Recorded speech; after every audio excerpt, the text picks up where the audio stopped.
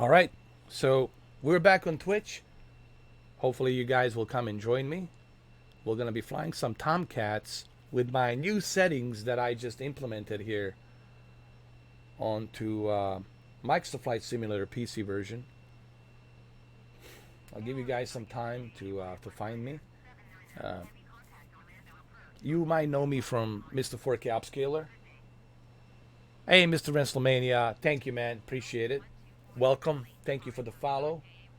And thank you, man.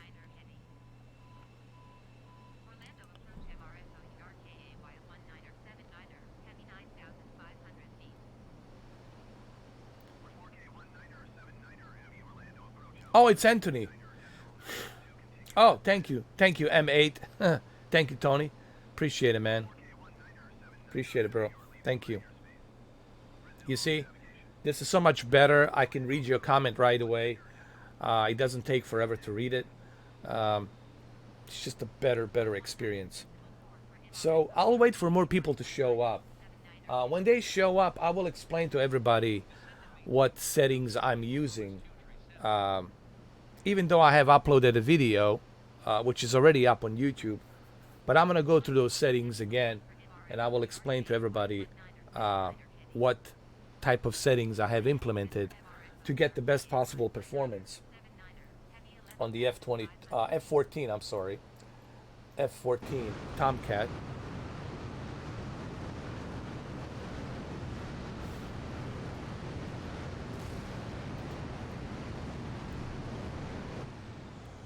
So we'll wait for some more people to come in. Uh, it took me a while to get these settings. I had to really kind of think about it. What's causing the problem for crashing, and why was my PC crashing so many times? And long story short, I had to go to administrative authorization. You know, you basically had to authorize it through the administration on the app from Windows, and then you have to authorize the unknown program, which is this one, DC Design. You have to authorize it so that way it's not being blocked from Windows Defender, and that's the first step. You have to do that, which is on my video. And then when you do that, then of course the next step is working on the settings, which I'm gonna show right now. And I'll show you what I did here. Thank you, Tony. I know you do, man. Me and you, we go way back, bro. We go way back with virtual reality and what you call it, a big screen VR. Man, we have so much fun in big screen VR. A lot of fun.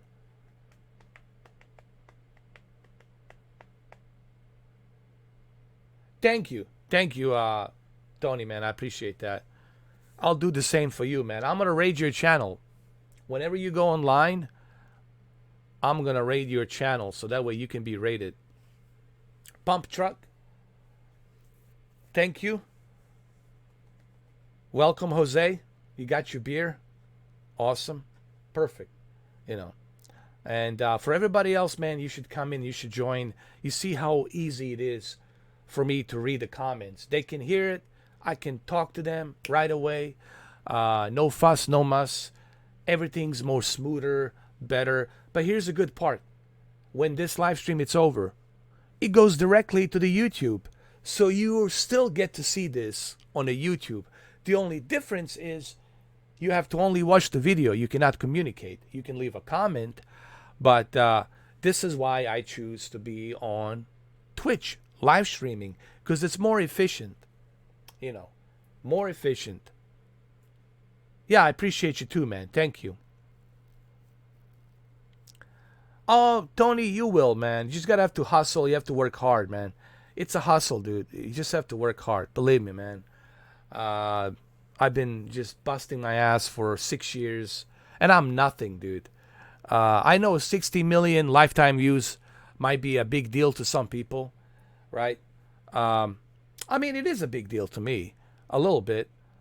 And then having 44 or 45,000 subscribers, the fact that some people wrote about me in Mexico, some other journalists wrote about me in Italy, and some other places, right? I find it, and even Australia, I find it very complimentary that someone actually did that, that people were interested in me.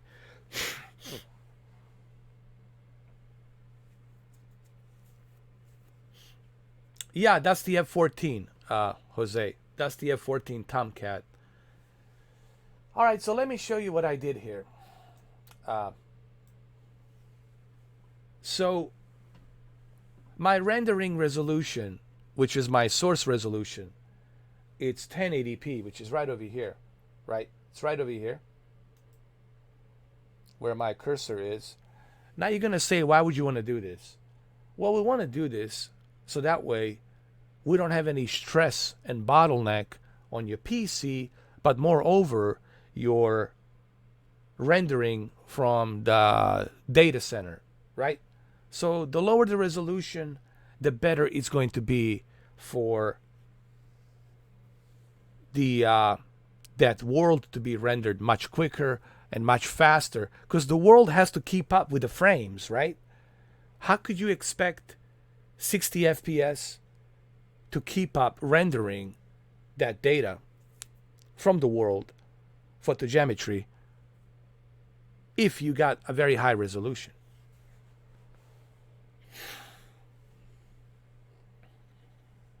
Oh, you passed your first 1 million views. Congratulations, bro.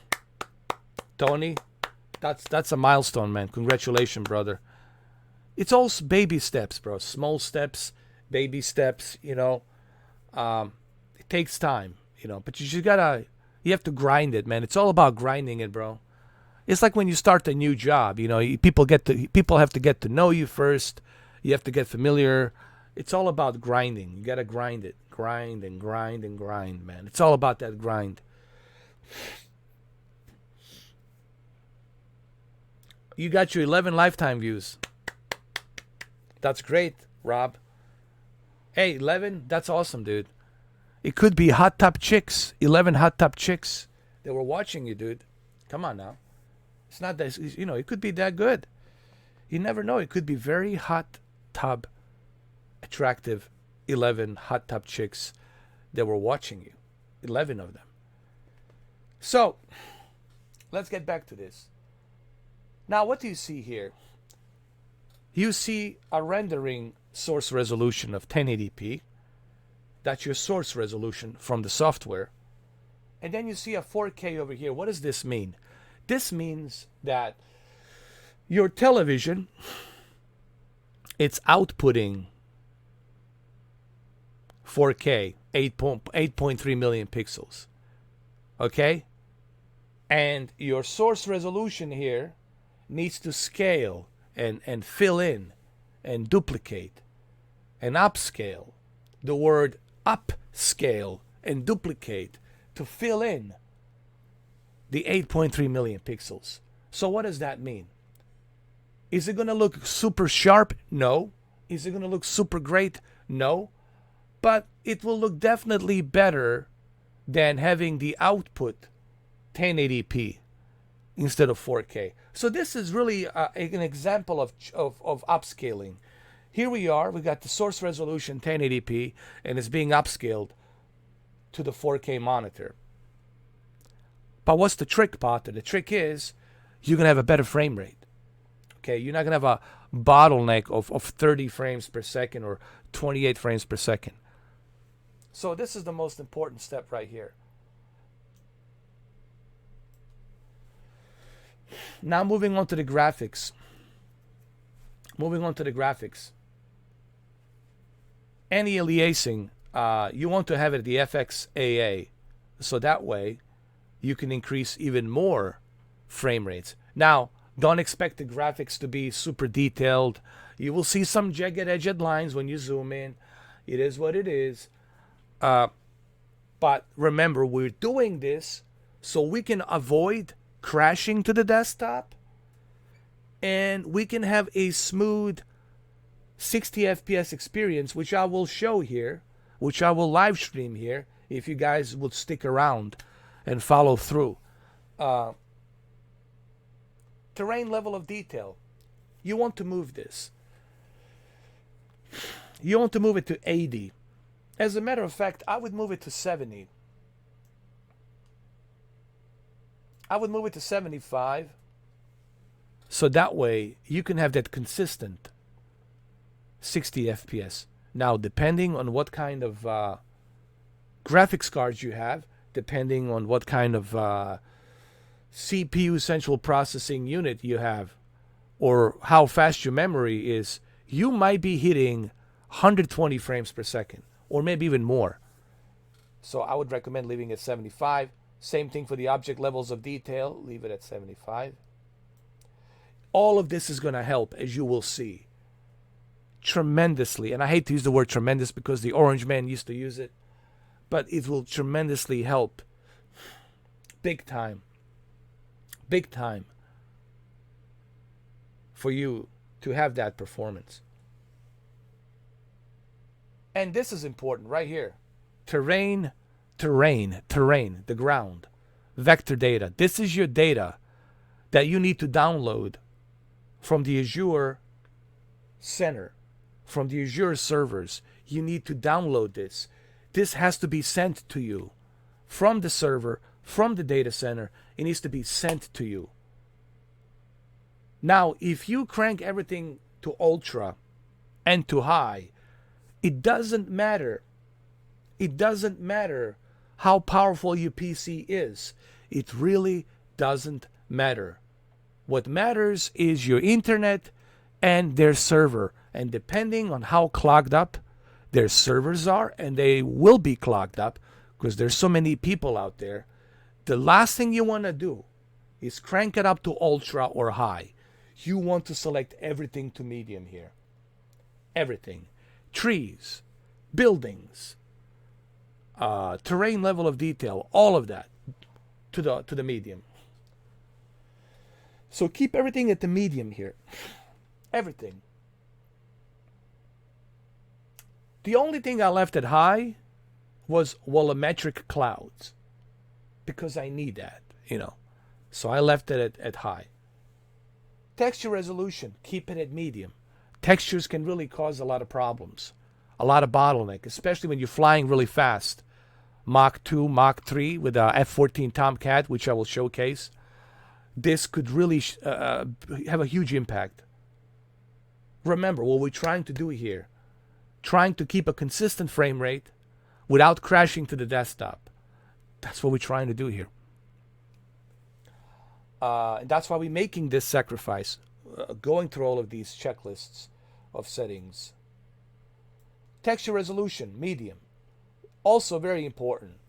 Anisotropic filtering. This could really have a huge strain on your CPU and GPU, and especially the memory. So you want to keep this at 2x. And your texture supersampling, I would never go above 2x. You want to leave this as low as possible. Texture synthesis, you want this at medium. Water waves, you want this at medium. Shadow maps, move it way down low to 768 per shader. 768 per shader, and terrain shadow 256 per shader. Remember, we're trying to cut down on everything as much as possible. It's like a diet. Think of it like we're dieting, digesting, eating habits, whatever. We're trying to work on a diet on this freaking game because it eats a lot. Contact shadows, medium. Windshield effects, medium. Ambient occlusion, medium. Reflection, medium. Light shaft, medium. Bloom, turn off the bloom. You want to turn off the bloom. What settings the Series X uses?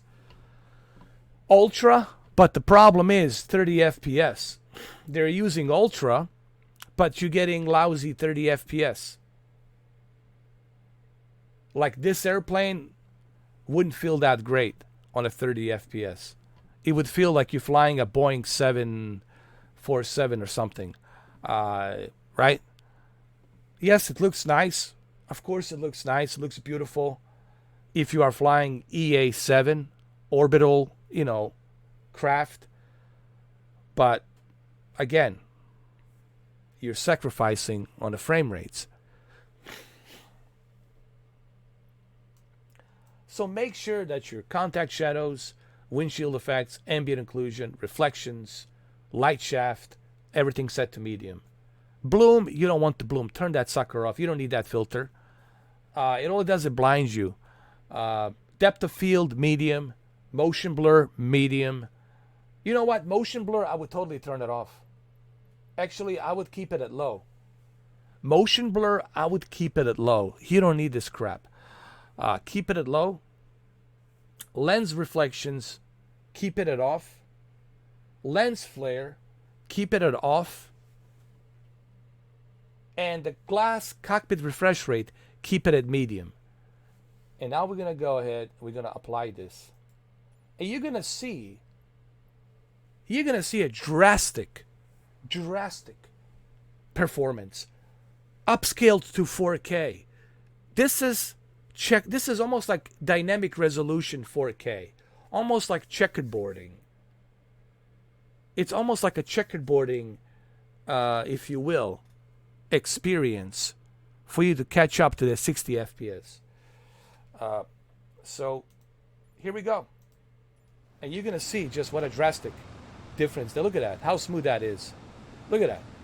It's like Ace Combat 60 FPS. Look at that.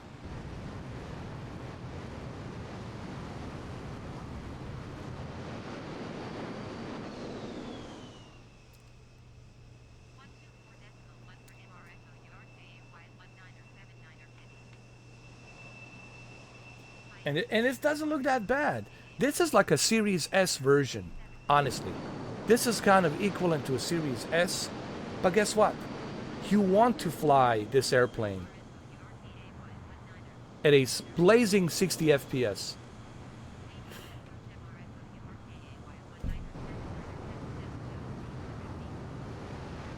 Oh yeah.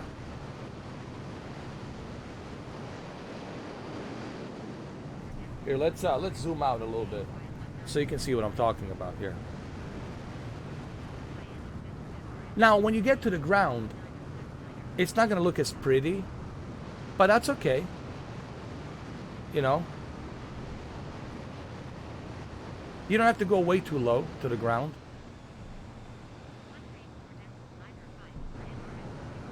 And you see how quickly the data's being loaded? And it's keeping up 60 FPS. It's able to keep up with the terrain and everything, with the data.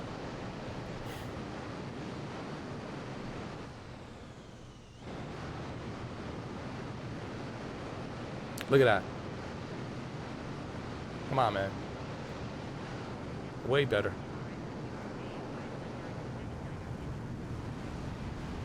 Or we can go outside the cockpit here. Let's go back to a cockpit. Let me show you the cockpit.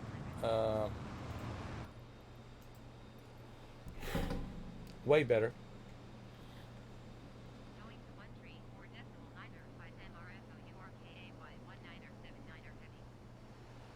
Look at that.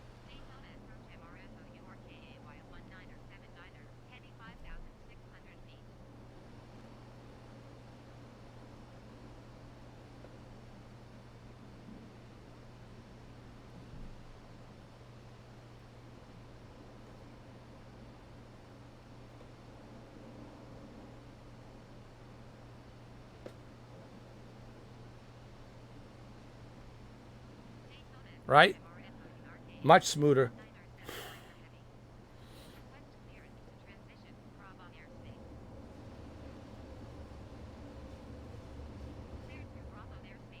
Okay, let's maybe we're too close to the we're too close to the cockpit. Let's do it like this here.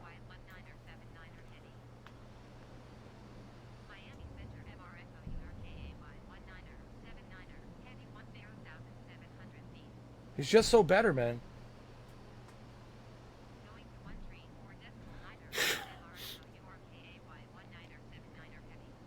And that's what you want.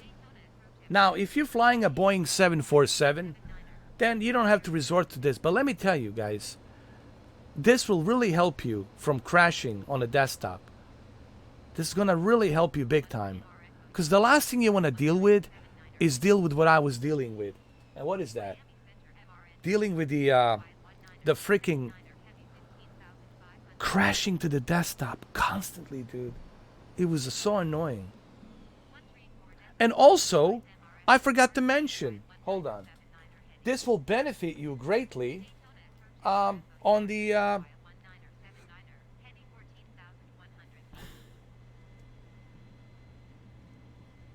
this will benefit you greatly for the VR, virtual reality. No, it wasn't the service. It was me. Actually, this was me. It was me. It was my fault. I was using everything at Ultra, man. I was cranking everything up, dude. It was just too much. You know what I mean? It was my fault. But I had to sit down last night after I finished that live stream with Jose. I had to sit down and I had to think. What's causing this? What's triggering, right? As a doctor, when you go to a doctor and you tell doctor, I can't breathe. I can't breathe. Doctor says, okay, we'll give you something so you can breathe. Open up your lungs.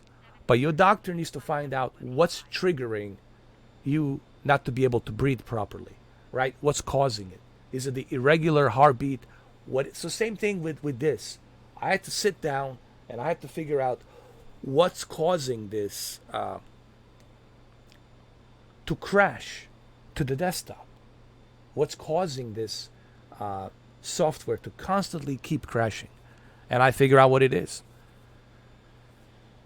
Hey, what's up, Ed 2022? Welcome back. And Ed was here with me yesterday for 6.5 hours. He's the moderator now. He stuck with me watching the me destroy Tom Brady and take all of his fingers with the ringers. I only took his middle finger with a ringer. Great live stream. Go check it out. Go watch it. It was a lot of fun. I know he had a lot of fun. Now, these settings are also uploaded to YouTube. Guys, I have a video for you to utilize these settings. These settings will also help you for the VR. And I know, Tony, you like to use the VR, so this will help you big time. You should try these settings, and I guarantee you, these settings for the virtual reality, you're going to feel like you're in a Top Gun. All you got to do is play Cheap Tricks, Top Gun, soundtrack. Play all the fucking soundtracks, all of the 12 tracks from Top Gun. Put on the VR headset, bro, and start flying, right? And that's how you're going to get that smooth, awesome experience.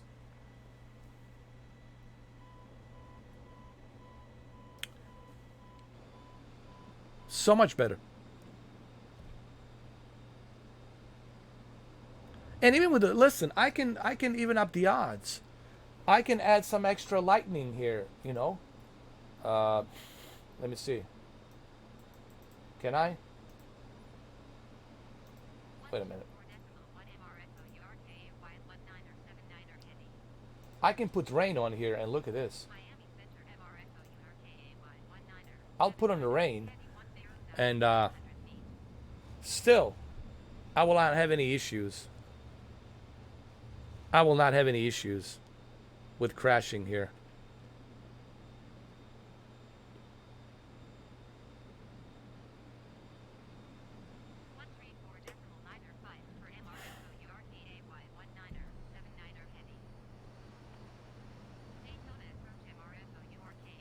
Look at this. So much better, man. Come on. Way better. But let's go outside. Hold on. Let's go outside.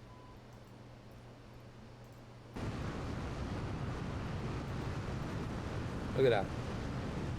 Come on, man. This is what you want. This is what you guys want, man. Come on. You want the real Top Gun. You don't want some shitty ass 30 FPS. Right?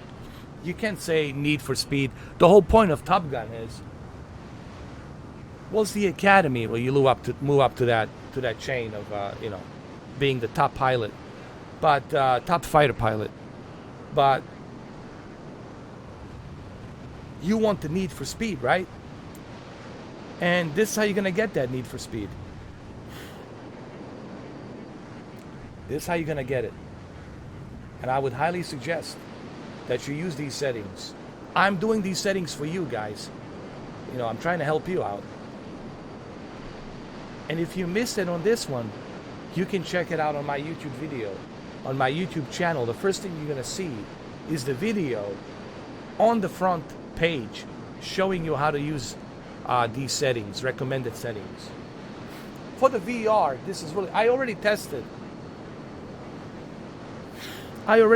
this on a VR, and it looks unbelievable.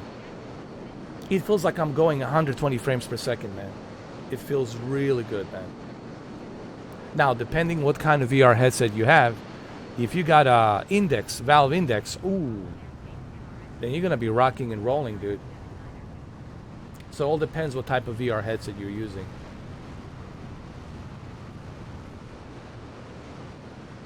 See?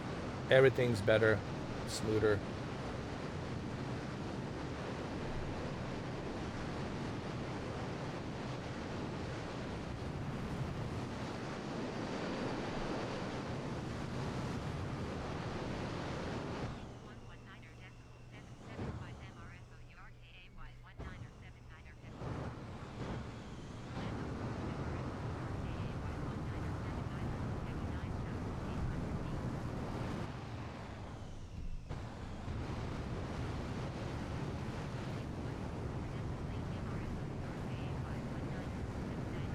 Look at that. Even with all these people on a multiplayer, still I'm rocking and rolling.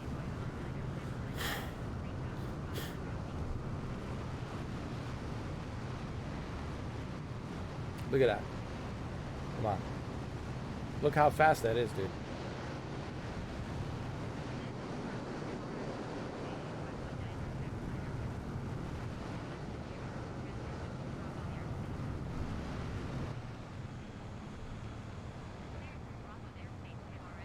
And this is with rain. It's raining right now.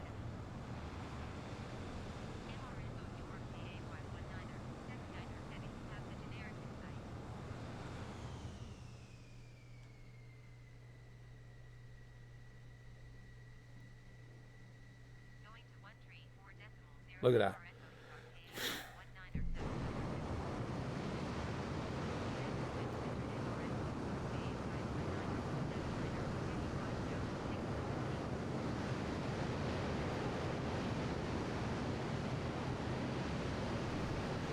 Let's zoom out. Let's zoom out.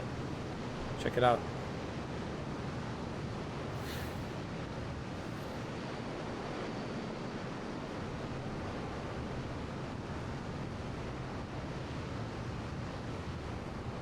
Let's move out to the cockpit view.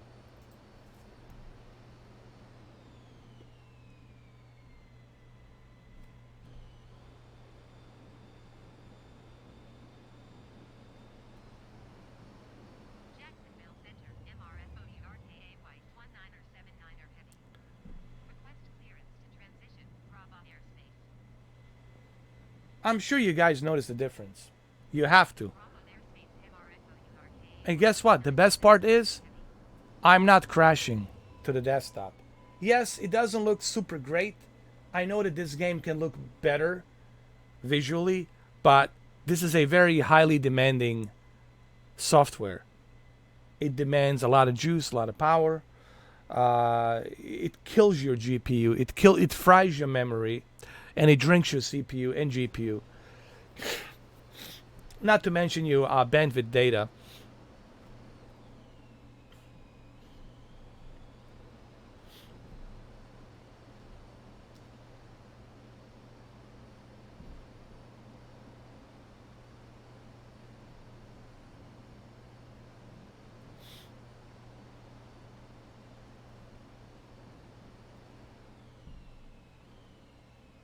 And even reflection looks good. Look at the reflection. Not bad. on the cockpit. Doesn't look that bad either.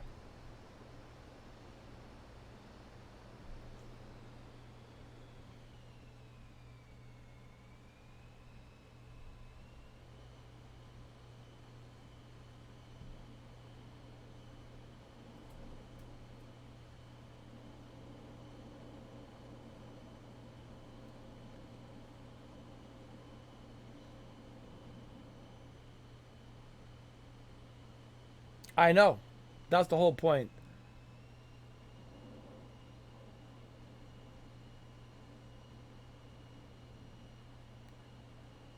And it took me a while to get this or to get this set up and to adjust all of this. Took me a while because I was trying to figure out what the hell's going on.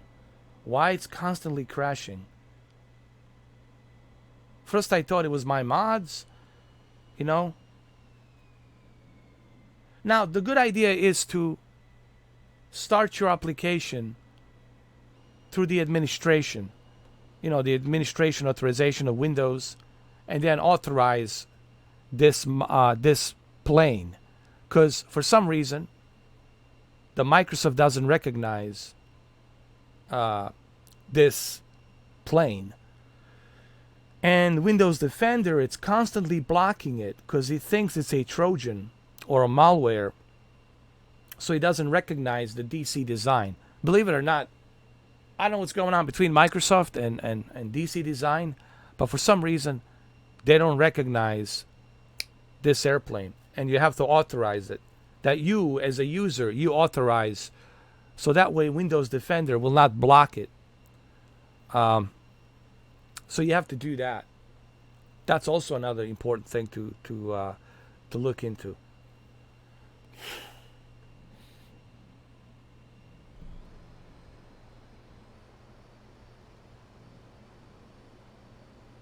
This looks realistic, man.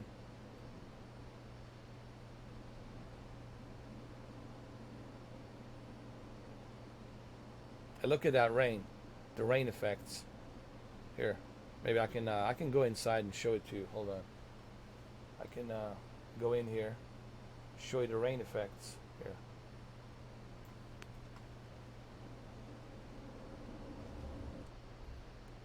Oh my goodness! I crashed. Damn it! Damn it! Let's restart. Let's restart again. And not only that, but loading it's quicker too. You'll see. Loading an airplane is going to be much quicker. Look at this. Pop, pop, pop, pop. Maybe 10 seconds. Here we go.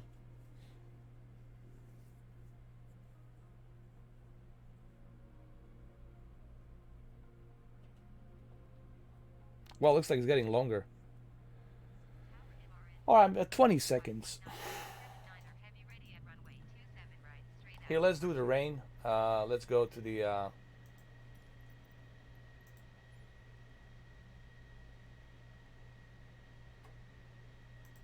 let's put rain. And look how realistic that rain is right away. It looks so much better.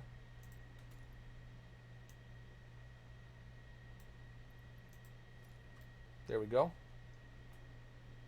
I'm gonna keep it like this. We're gonna move over here. Hold on. Should we move over here?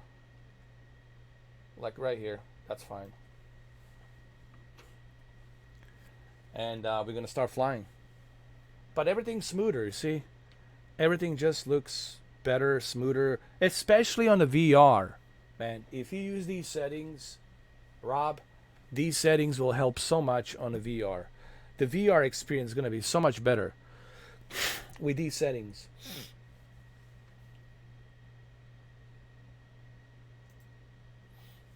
Here we go.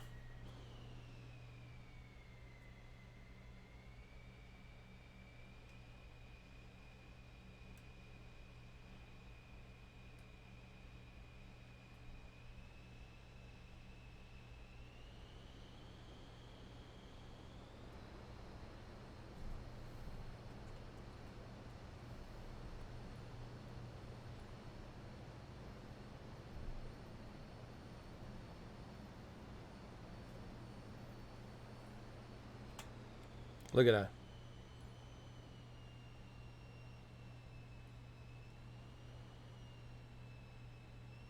And now imagine how this is in VR. In VR, it looks amazing, dude.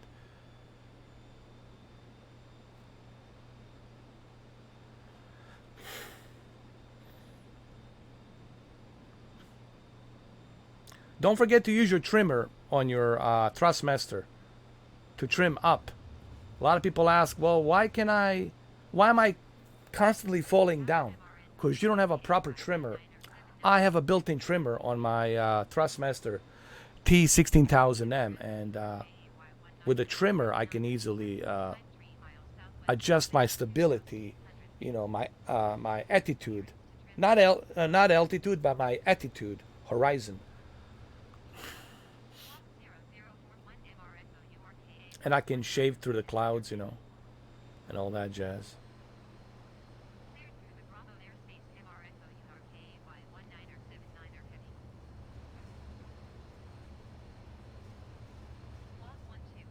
I mean, look at this. Everything's smoother, dude. Everything looks more natural, like the real pilot would feel, right? The whole idea of simulator is to feel that realism, right? And that's what I try to do with these settings, is show you how you too can enjoy on a PC, have such a smooth, stable flight experience. For those of you who are just joining right now, if you want to know the settings, go to my YouTube channel. It's right on the front page. The first video you're gonna see when you click on my YouTube channel is the settings for Flight Simulator on the PC for the 4K upscale. And this is a 4K upscale. Think about this, Rob. This is 4K upscale, and I'm giving you the 60 FPS with 4K upscale, which is pretty good.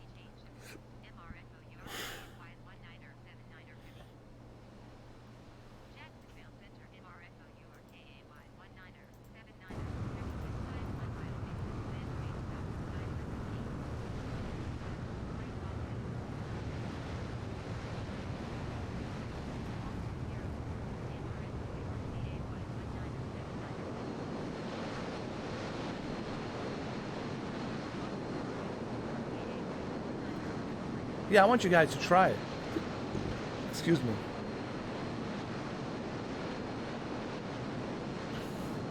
I want you guys to try it and see it for yourselves. And it doesn't look that bad. A lot of people think, oh, this is going to look terrible. No, it doesn't. It still looks great. And it looks smooth, like in the movie. I mean, you want the Top Gun experience? Well, there you go, man. There's your Top Gun experience right here.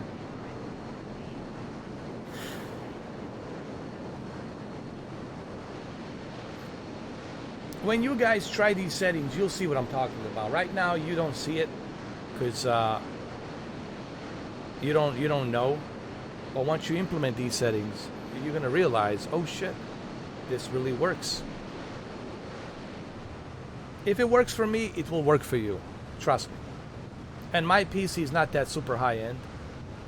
It will work for you as well. Believe me.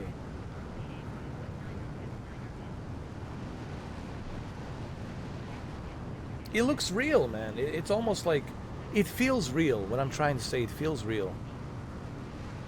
It really does. How fast we're going here. Look at this. Look at that, man. Come on. This is what you want. This is the kind of performance you want, right? At least I would think you would want this. Especially on the VR, virtual reality.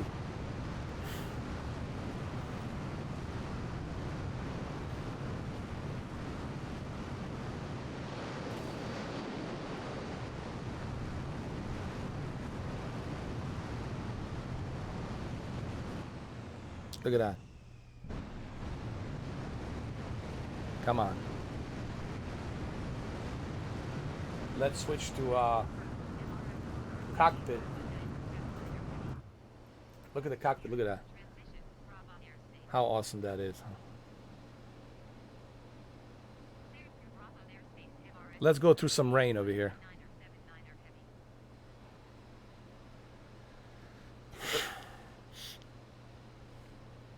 Welcome back, Tony.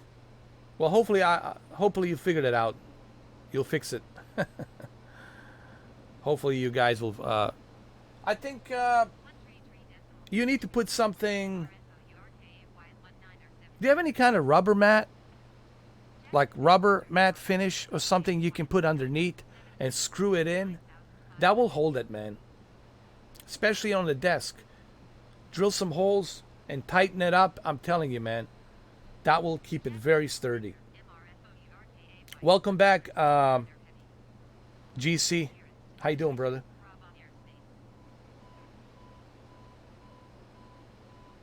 Will the VR work? Oh, yeah.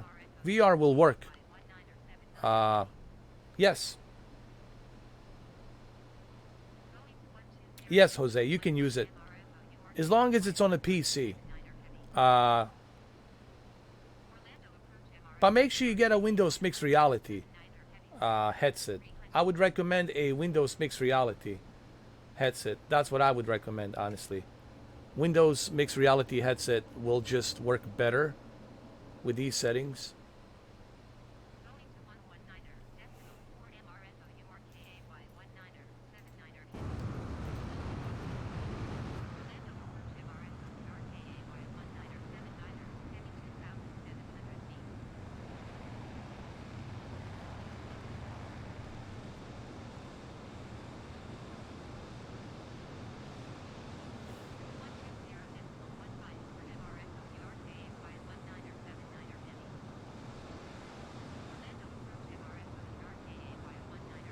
Thank you, Mr. Falcon 92. I appreciate it, man. Thank you. Thanks so much, man. I appreciate your follow, and also appreciate you being here, man. It's just live streaming on Twitch for me. It's more feasible, um, so I can communicate with you guys quicker and faster instead of YouTube. YouTube is just more delay. I wouldn't use the Oculus pump truck. I would go with Windows Mixed Reality, Samsung Odyssey Plus, dude. It already comes with the AKG headset. Samsung Odyssey is one of the best things you can have, in my opinion. And that's what I would use. I wouldn't bother with anything other than that.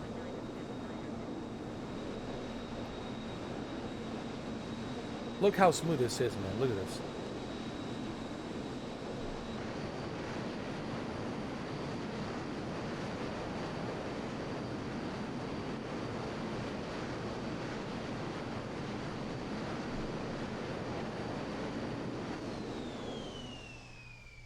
Hold on.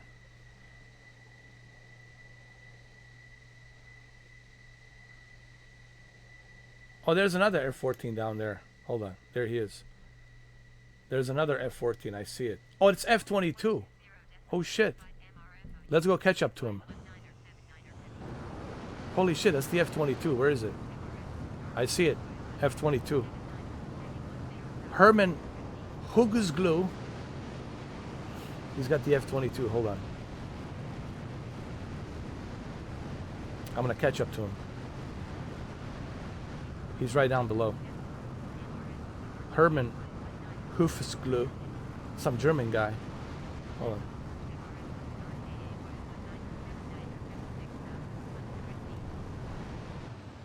Whoa! Ho. That was fast. Where'd he go? Hold on.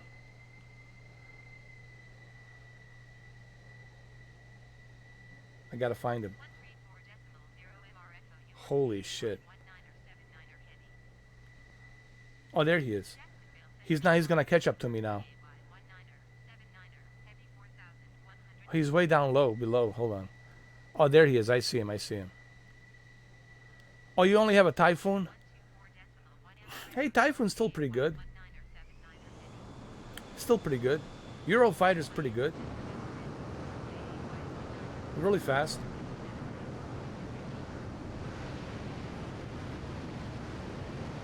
Where you are, Herman? Oh, there you are. There he is. There he is. He's flying F-22. I want to catch up to him. Hold on.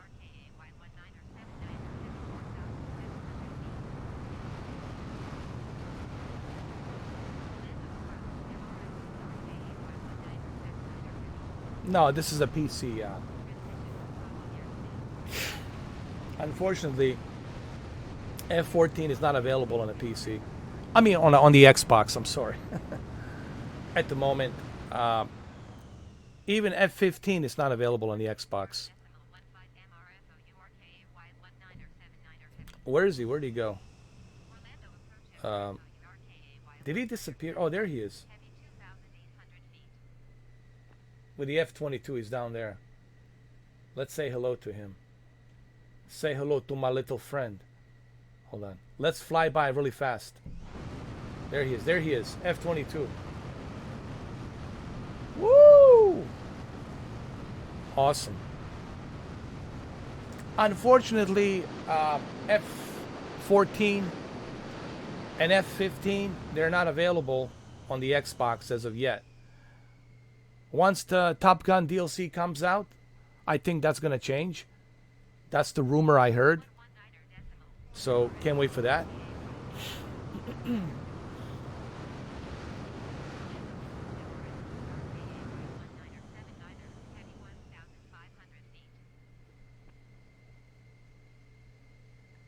Oh yeah, even on Series S, Top Gun DLC will be available. There he is. Whoa, what the hell was that? Oh, F-22. Holy shit. Damn, that was a close call. Where'd he go? There he is. Yeah, there's a lot of people here. A lot of people here at the airport, so the server could be a little bit tricky. There he is. There he is. Right there. He's right next to me. Right next to me.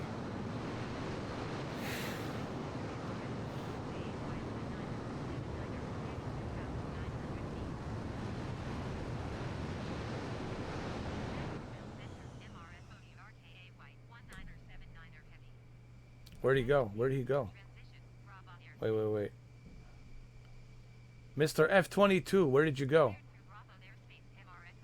Where the hell did he go? I don't see him.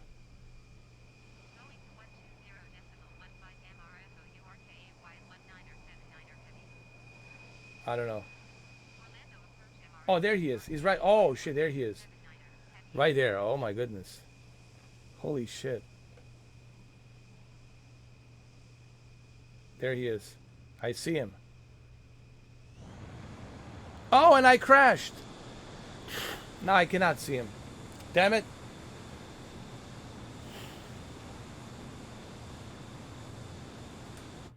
We have to restart. I was trying to keep an eye on him.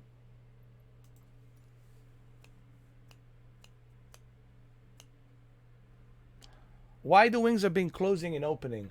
That's a good question. And I'll tell you why. So that way, when they want to go 7.5 Gs, right? You want to make the sharp turn to 7.5 Gs. That's how you do it, with closed wings. And it looks like almost like a pyramid shape. It has 4 wings, 2 in the back, 2 in the front, and that will give you a great elevation to make these turns to 7.5 G. Making 7.5 G, you're gonna feel lightweight. It's almost like being in space for a brief second, or for a brief few seconds. You're gonna feel levitating, like you're gonna feel like, whoa, like you're being pushed up. That's because you're hitting the low gravity at the 7.5 Gs to make that sharp left turn, sharp right turn. Now, F-15 can do 8 G sharp turns. Check this out. F-22 Raptor. Are you ready for this? And this is why I love Raptor. F-22 Raptor can do 9 plus Gs making these turns. And that's insane, bro. 9 plus Gs. That's the only airplane, only jet fighter on the planet right now that can do that. If you go above 10 plus Gs, I don't know what's going to happen to you. Might pass out. I don't know if they can go any more than that. But that fighter, that F-22 Raptor, F-22A Raptor can do 9 plus Gs, which is pure insanity. Pure insanity, man. I'm on the USA East Coast. I'm always on a East Coast USA servers, guys. Okay? It's always going to be East Coast USA.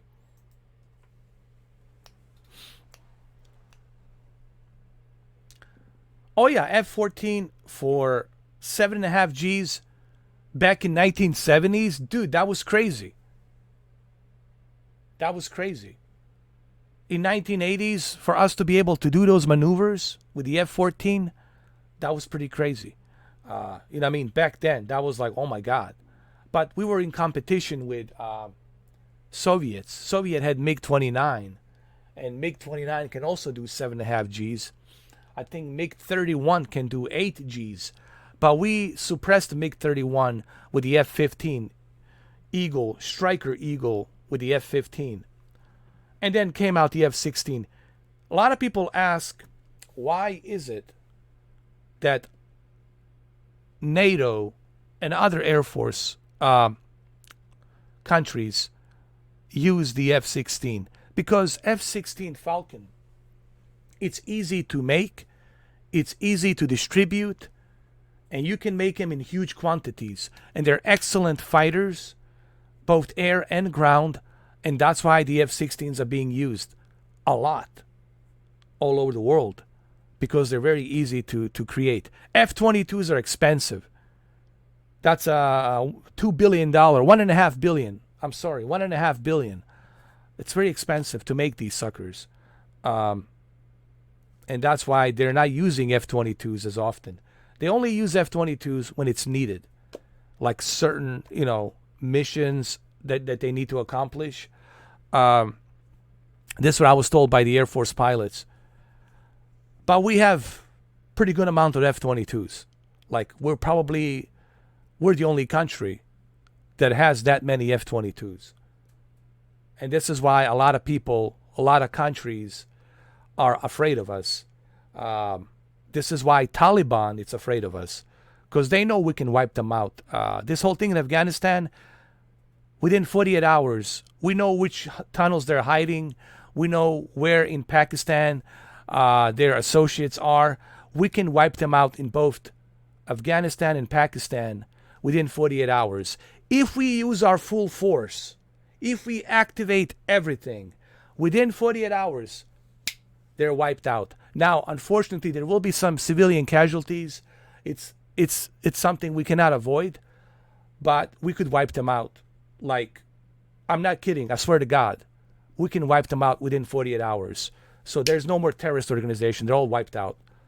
But then the world would look at us and say, you guys are like bloodthirsty. You are wiping everybody out, right? It's politics.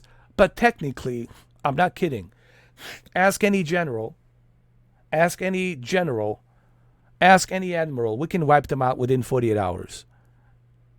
It would be a show of force that it would be like a god himself wiping everything out.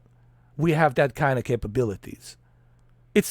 I don't think Americans realize, I don't think even Europeans, and I don't think the rest of the world realize what kind of capabilities United States military has. I really don't think you guys can grasp unless you happen to be in the military or you happen to have the info about what we have. It's terrifying. If we activate everything, we can wipe out any country we want. Not just a country. We can wipe out the entire population of the world if we activate everything. Like, that kind of ridiculous superpower we have. And I'm not kidding. I'm not exaggerating this. I'm not exaggerating this. Really, we have that kind of capabilities. We can do that. And it's pretty scary. Oh, yeah. But the problem with the United States is politics. We like to play politics. We like to have enemies. We need enemies. We need Taliban. We need all of these terrorist organizations. We got to have an enemy to fight so we can keep our military industrial complex running. Remember, how do we get all of these powerful weapons? We got all of these powerful weapons because we need military industrial complex to keep running. We need our military to keep building, to keep advancing. But we need enemies to practice, right? 20 years in Afghanistan built us a lot of military, built us a lot of air force. It helped us a lot, dude. That was a military industrial complex for 20 years for us to practice, to build. We just need an enemy. The more enemy we have, the better, right? And that's the sad part about this whole situation, you know. That's the sad fucking truth. You know. Yeah, Jose, man, it's the truth. I mean, I don't want to lie to you guys. I'm not in my life. I'm not in the point of my life. Honestly, I'm in the point of my life where I cannot lie to you. I got to tell you the truth, you know. Like, you got to know the truth, you know. But we do have those capabilities. Unfortunately, we do. But on the flip side, guys, on the flip side, look at the silver lining. The silver lining is this. Thank God that we have this superpower. Imagine if someone else, if some other lunatics had these capabilities. Maybe we would be all wiped out by now. So, look at the silver lining. The silver lining is at least we have it. It's not someone else, some other crazy motherfuckers out there, right? So there's that silver lining right there. Oh, imagine if they had these capabilities. Oh, forget it. It'd be over, man. Imagine if the Nazi Germany had these, but they were close. Nazi Germany was this close. They were like this close. We would all be talking Germans right now.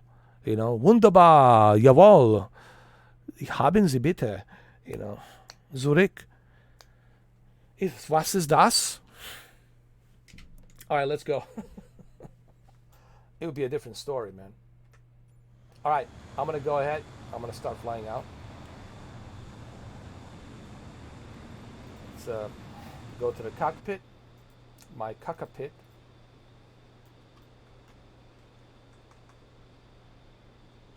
Hold on. There we go, like this. Perfect.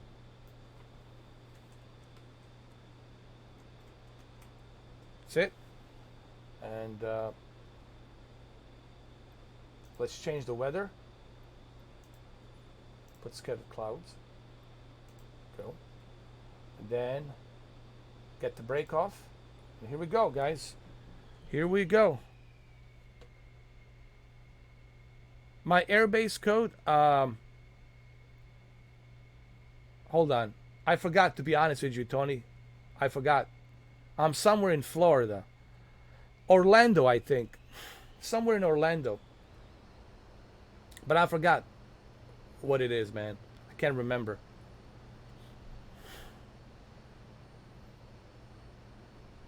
Here we go.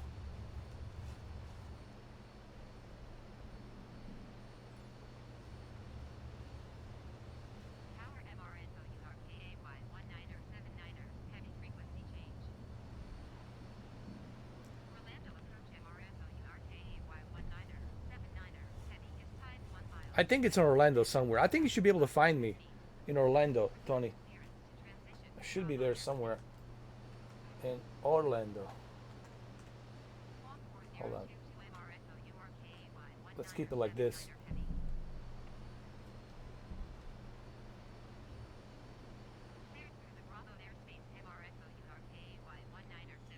There's a lot of people here flying in Orlando, unfortunately.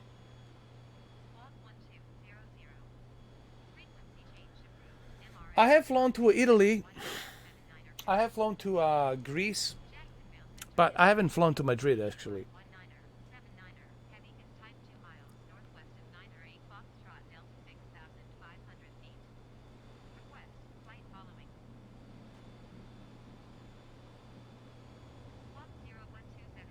Here we go. Let's get a little bit lower.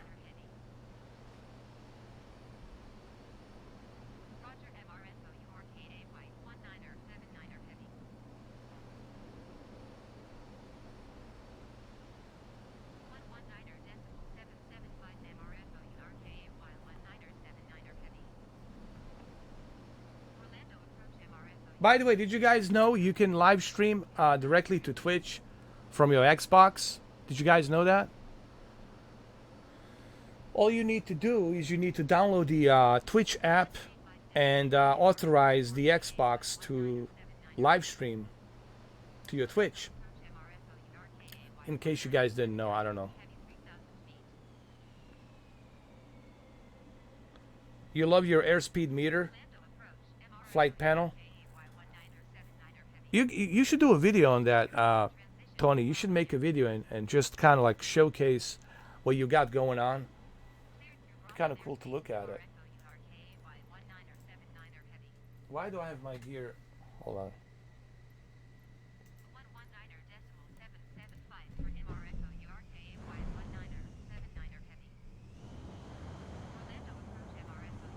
Hold on.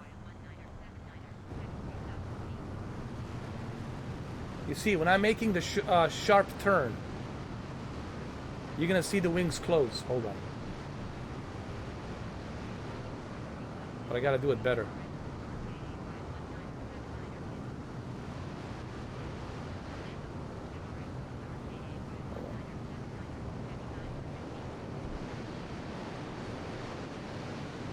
Wait.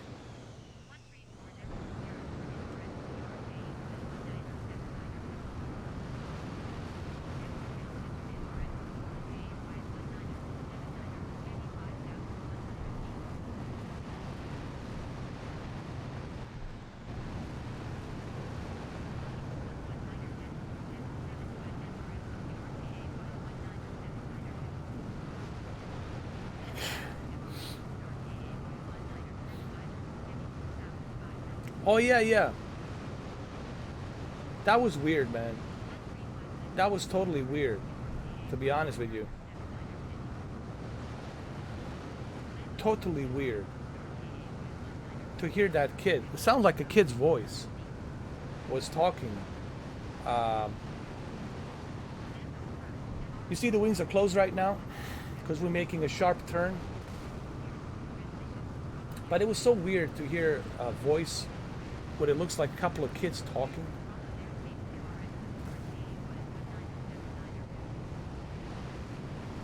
I don't get what happened there, man. It was so weird.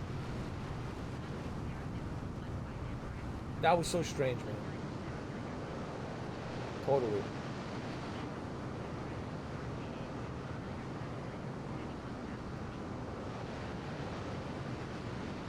Yeah, high G, yes.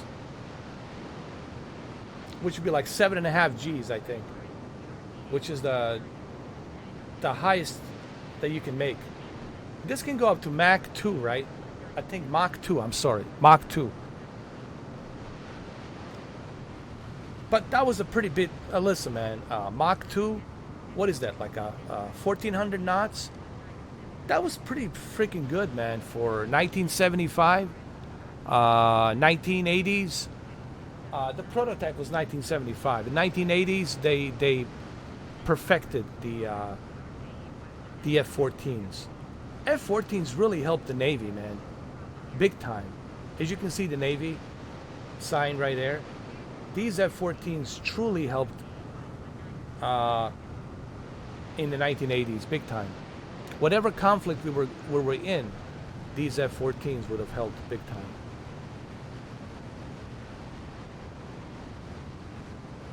F-18 Independence Day, yes. Those are the Hornets. Sea Hornets. E or C, I'm not sure. I think it was a Sea Hornet.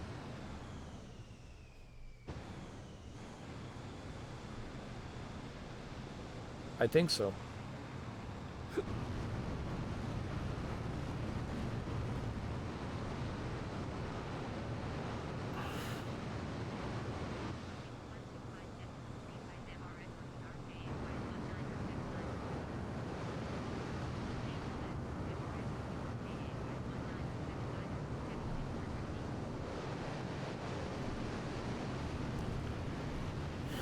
All right, that's better.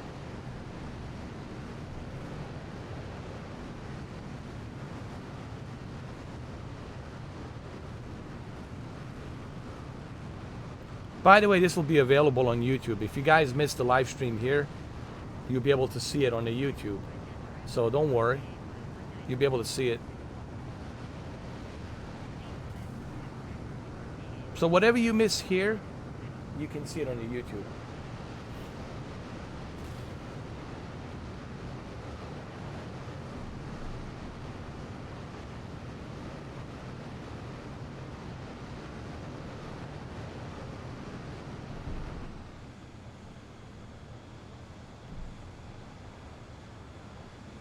Now the wings are opening because I'm slowing down.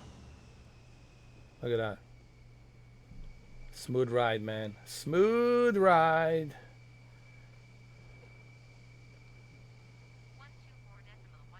Nice.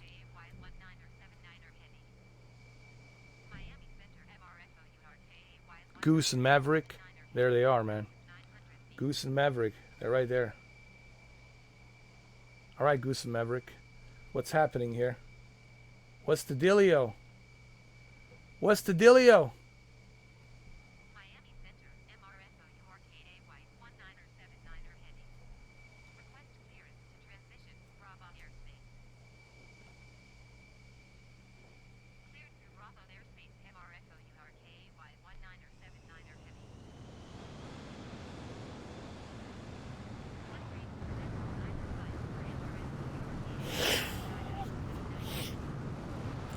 Ghost of Tsushima, I will just do a video tonight. The video will be uploaded in the morning, sometime in the morning tomorrow. I will talk about the Ghost of Tsushima. I'll talk about the HDR, HGIG, my settings on the C10. I'll talk about the graphics and the textures and how textures are more advanced versus what we had previously, with barely any jagged edged lines. Like everything looks more consistent. So I'll talk more about that on the video when I upload the video tomorrow.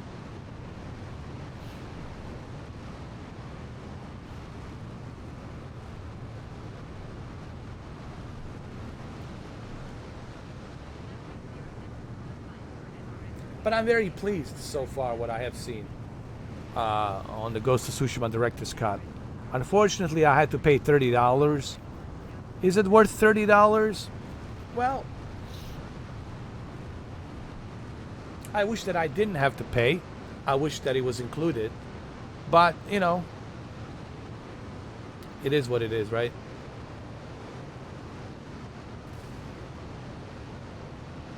There is an island that's included, an extra island. It's a pretty beautiful island there.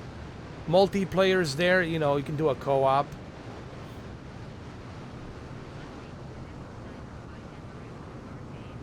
Have I seen the Dances with Wolves, Kevin Costner? Oh man, are you kidding me? Are you kidding me? How could I forget that scene with the wolf? And they start shooting at the wolf and he won't leave him. That scene always gets me, dude.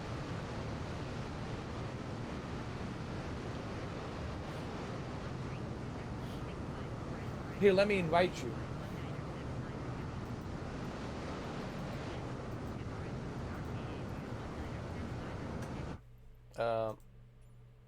You don't see me on the server. Oh, updates available. I didn't know that.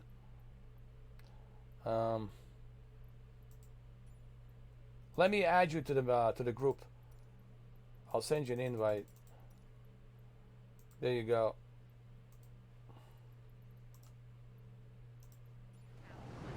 Oh, you're just behind me? What are you flying? Angry Grandpa, Jesus. We got Angry Grandpa. There's too many people here. Tony, I think the servers are clogged up. There's too many people here, look. Way too many people. I think that's what's going on, man. I might appear and disappear to you, um, depending on how well the servers are being adjusted.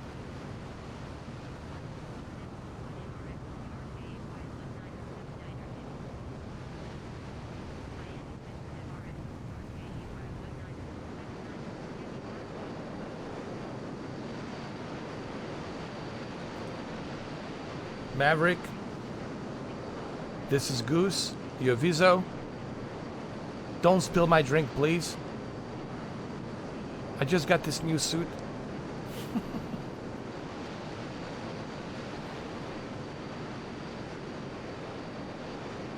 Don't spill it.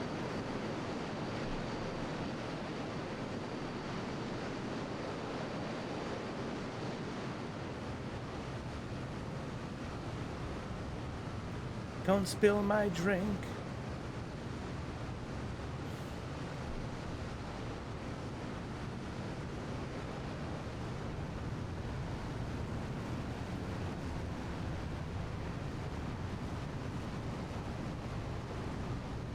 It's such a huge jet fighter, dude. This have you guys ever seen F-14 in real? I've seen one in the Air Force base. One of the Air Force bases up in Cape Canaveral, sitting there like a museum, you know, just sitting there, kind of like this. And the thing is huge, man. They're huge. But, you know, you got to see it in person. When you see it in person, you're going to, holy fuck, dude.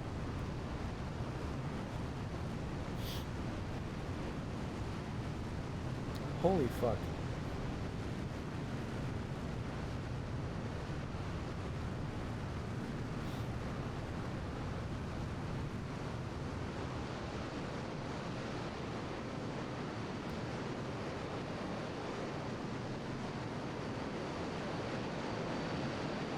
No, that's where the I know there's one in Pensacola, but that's also where the Navy SEALs have their training. But the one I went to was just south of Cape Canaveral. I forgot Patrick Air Force Base or something. There's I forgot where Steve. Somewhere out there he is, just south of Cape Canaveral.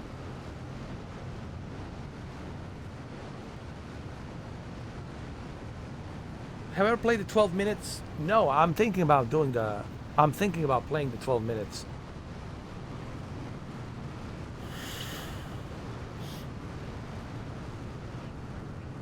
I honestly didn't have time. Honestly, it's so hard to find time, dude, to play all these games. On top of everything, dude, trying to find the time, it's just ridiculous.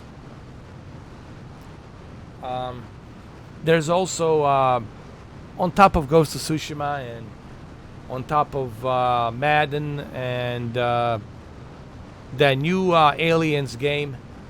Dude, I'm at the South Beach right now. Holy shit. On top of the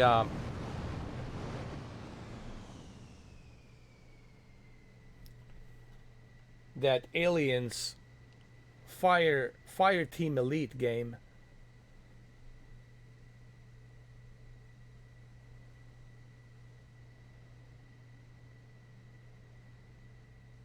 I'm looking forward to that one.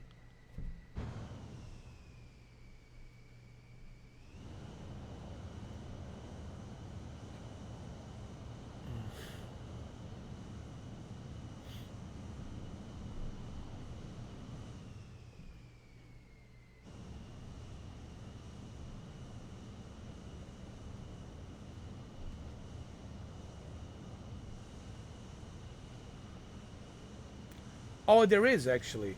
There is a multiplayer. It's a co-op, and you can play up to three co-op players. And you go through a campaign, and you fight alongside your other two players, and you guys are fighting the aliens and going through the story, kind of like Left 4 Dead. Think of it like Left 4 Dead, Gears of War, with aliens, and you got aliens, colonial marines. The story takes part after the the end of the first Aliens. I mean, the end of the Aliens movie, James Cameron Aliens movie. Where the Aliens movie ends, this is where this game begins. Basically, it's how it works. So I'm looking forward to that. It's on Tuesday. It comes out on Tuesday. So it should be interesting to check it out. I heard good reviews. I heard good things about it. A lot of people are saying that it's a pretty awesome experience. So we'll see.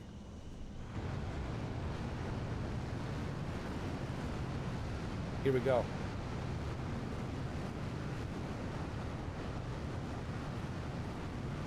Yeah, it's August 24th, Tuesday.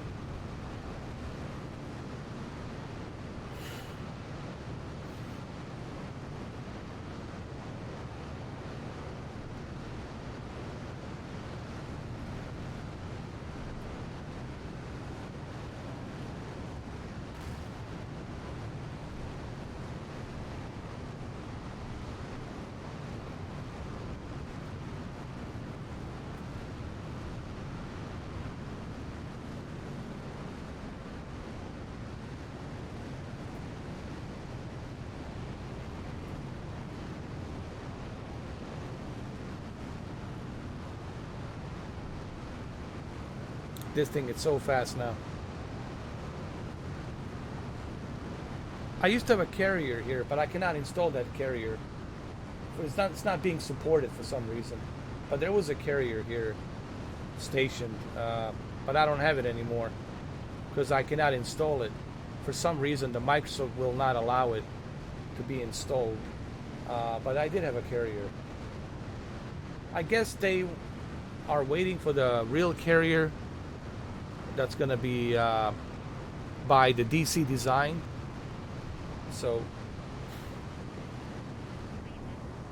it will be a cool addition to F-14. Right?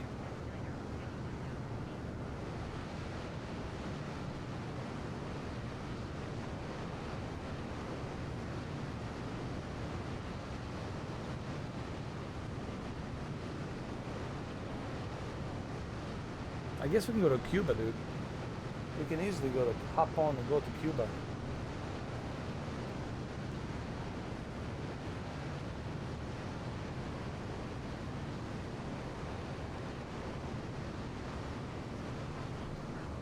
And Miami's just down there.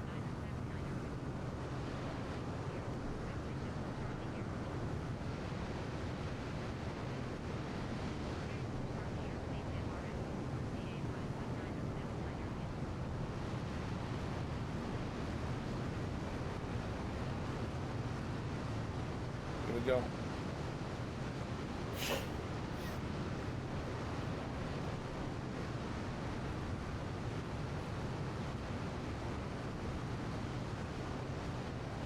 Oh, actually, I'm going north. I'm in Palm Beach, guys. I just realized how quickly, dude, I made it from Miami to Palm Beach. It is scary, dude. How quickly I have made it.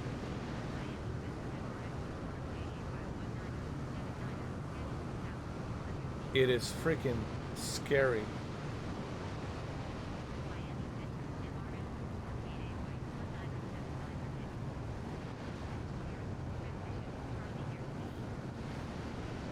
Lord of the Flies? I didn't know that. Was shot in Puerto Rico. I did read the book, Lord of the Flies, but I never seen the movie. This is where Trump lives, somewhere here. This is the island where Kennedy used to stay. Peanut Island. Long time ago. 1950s? 1960s. No, early 1950s, I'm sorry. Early 1950s.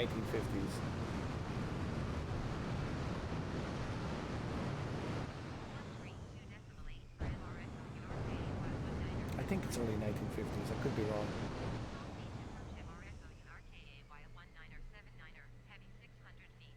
Don't quote me on it.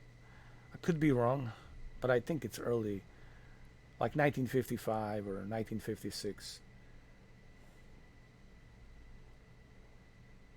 He was a sailor. John F. Kennedy was a sailor. He was in the Navy.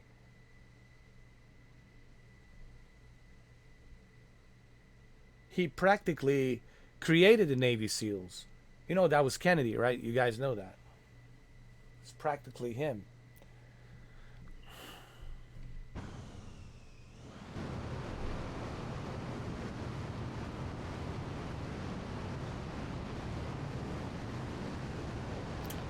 Who knows what's going to happen, man? Everything's so unpredictable these days. But nothing should shock you. Let's just put it that way. Anything and everything is possible. We're living in those kind of times where everything and anything is possible. Look how many people they are on the server here. Holy shit, man. Look at this. Look at that. Look how many people we got. It's insane.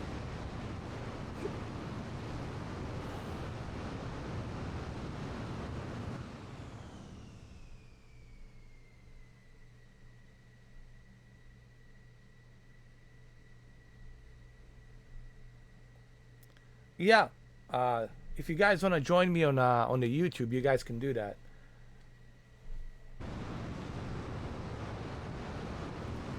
Yes, I can do that. I can disable them.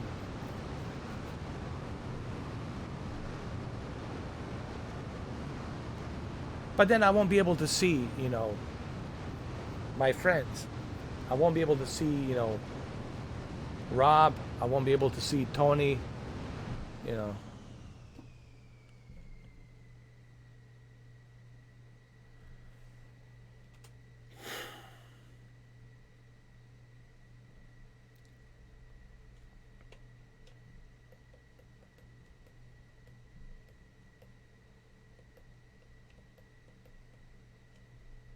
Can I make it here?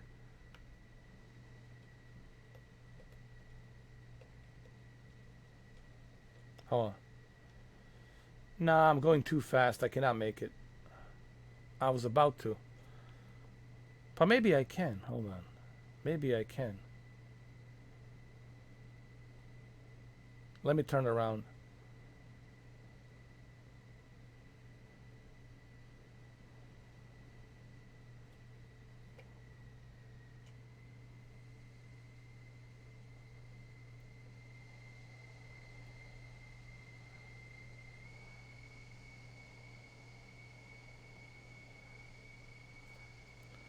Think I can.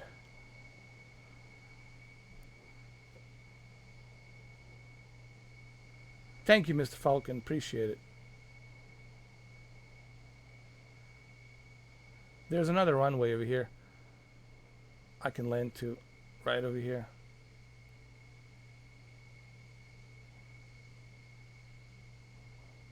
I think there is. Yeah, run right over here. It's right over here.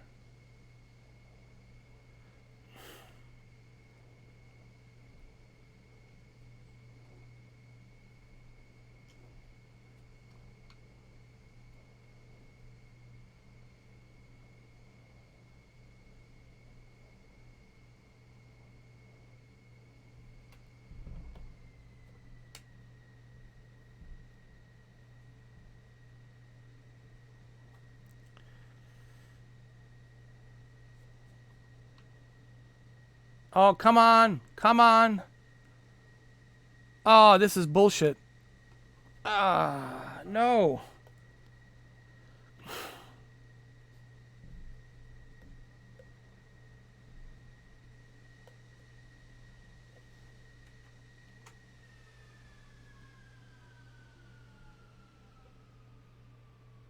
Oh my god.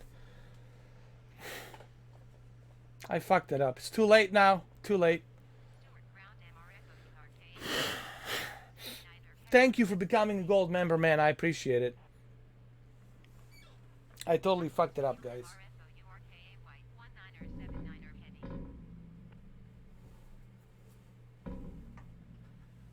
I didn't use my pedals like an idiot. I didn't use my pedals, you know, like a jackass. Like a jackass, I didn't use my pedals. Welcome to the club. Thank you, Mr. Falcon, man. Appreciate that. I guess we can go to Madrid, right? Somebody says go to Madrid. And Spain. I never been to Madrid, Spain, right here on a flight simulator. So I guess this would be a perfect opportunity for me to check out the Spain and Madrid. And there's an update available, which I should definitely update.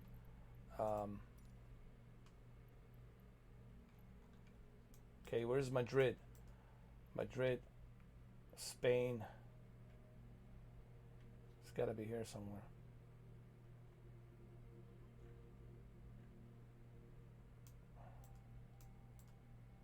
Hold on. I think there's a new update, guys. There's an update.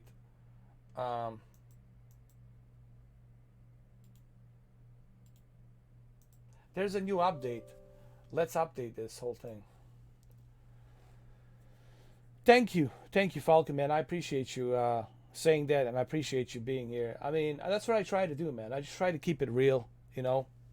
I just try to be as real as possible, you know. I'm not perfect, sure. I'm only human, okay. You know, but I just try to keep it 100%, you know. No bullshit, just the way it is.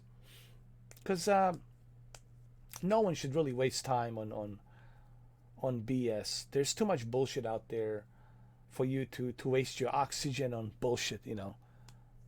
You don't need that, man. And of course, there's never a shortage of individuals out there who like to just bullshit.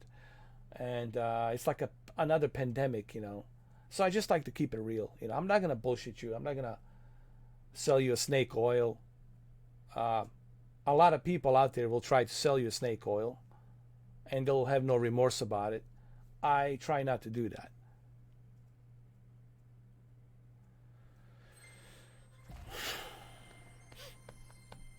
Close to the center of the Spain.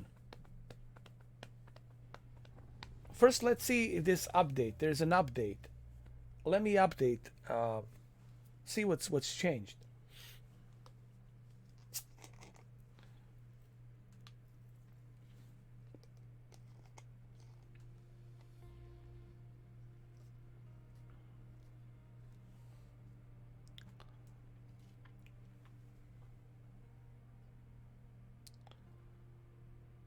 Not only did I went to see pyramids, but I have a video.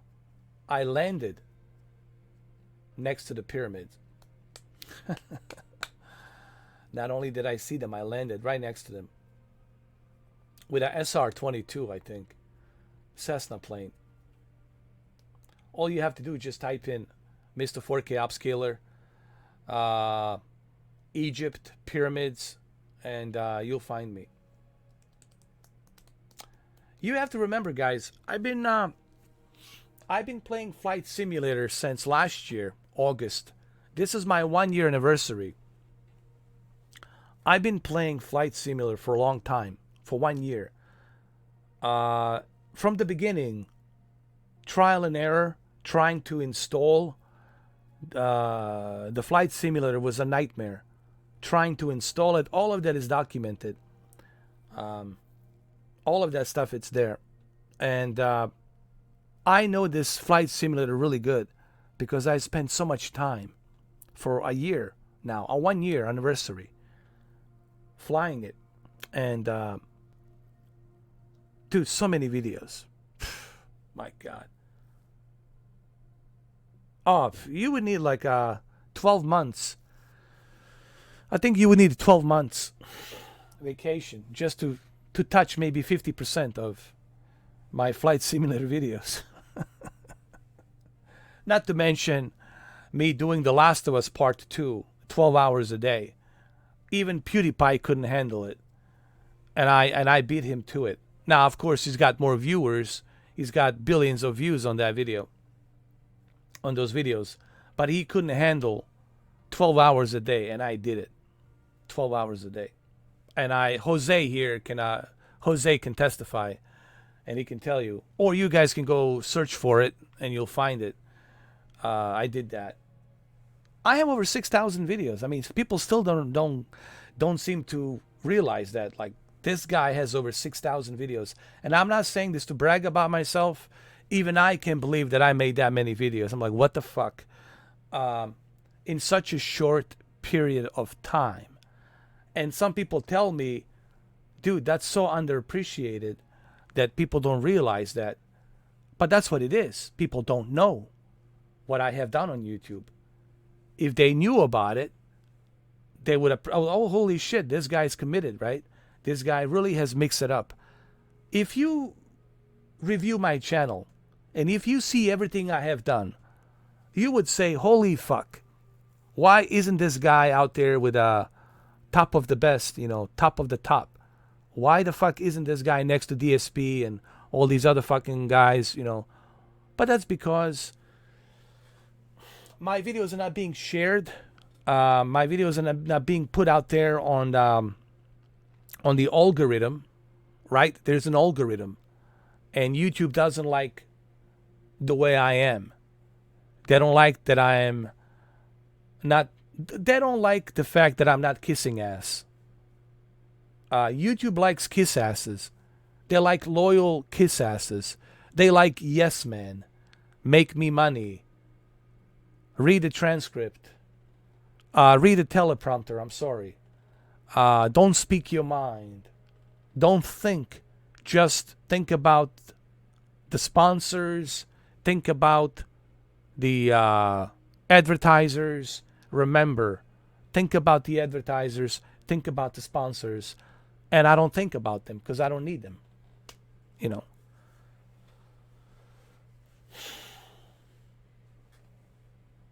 Why? Because I wouldn't be doing, let me tell you something. I wouldn't be doing this hobby if I was just strictly thinking about the money and sponsors and advertisers. I wouldn't be doing it for that reason. Honestly, I wouldn't do it.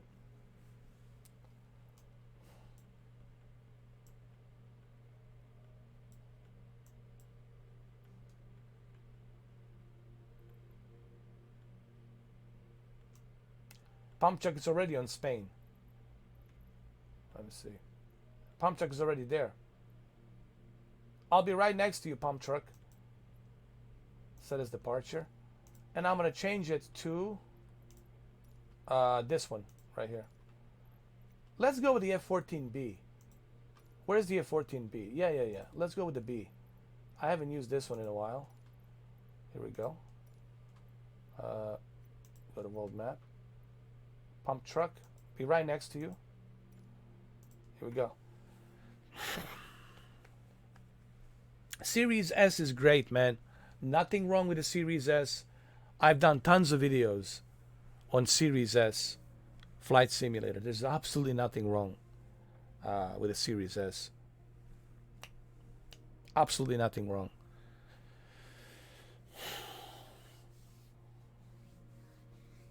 And you're gonna have to spend at least 4 years of your life. I don't know if you can do it, man. 4 years of your life to see all my 6,000 plus videos.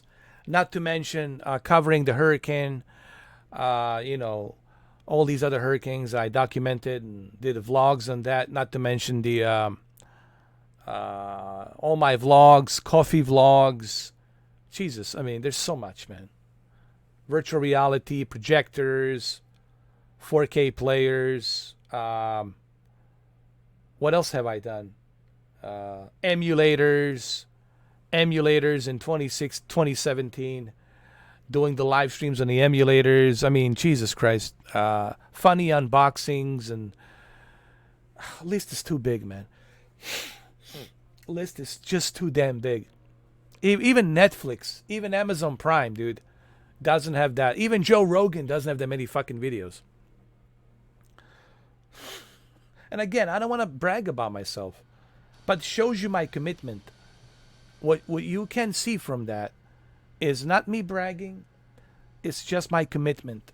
Just like I committed yesterday to take Tom Brady's rings, and I demolished Tom Brady 56-0. 5 sacks. How many turnovers? They even put him on the fucking bench. 56-0. I was 5-0. He was 1-3. Destroyed Buccaneers. And I have a live stream to back that up. I have a live stream to back that up. I said I was going to do it. And guess what? I fucking did it. I didn't make any excuses. I know Jose should. Well, Jose will tell you. Desperado knows how long I've been doing this. He can testify for all of this because he knows how long I've been doing this. You know, he can testify on all of this. Now, what about the haters? Haters are haters because that's all they do. They're insecure and they like to hate. They blame everybody, but they never blame themselves, right? That's what the haters are. Yeah, let me blame you, let me blame everybody else, but let me not blame me. I'm a perfect man. I'm a perfect person, right? So that's what the haters are. They're jealous, they're insecure, and whatever. Not even worth losing a fucking oxygen on them because they're not worth the oxygen losing to even talk about them, you know. Okay, let's do this, guys. Let's fly. We're in Madrid. Can you believe it? We are in Madrid.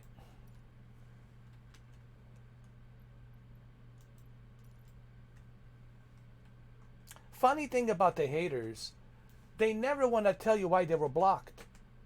Not once do they want to mention, okay, we get it. We understand you don't like the guy. Duly fucking noted. But why do you fucking hate him? What did he do to you? He banned me. Ah, he banned you. Okay, question mark. Why the fuck did he ban you? Can you tell us why? I don't know. Bullshit. Liar. Liar, pencil, fucking fire. You were banned for a fucking reason. But you don't want to talk about why you were banned because it doesn't fit your narrative. It doesn't fit your fucking bullshit narrative. And that's the issue with these fucking haters. They don't want to tell you the fucking true story. They want to tell you their fucking version of a bullshit story so they can play a victim. What's up, Steven? How you doing, bro? What's up, Problem Child? Problem Child is here. Problem Child, come in, man. Where's Problem Child? I don't see you, Problem Child.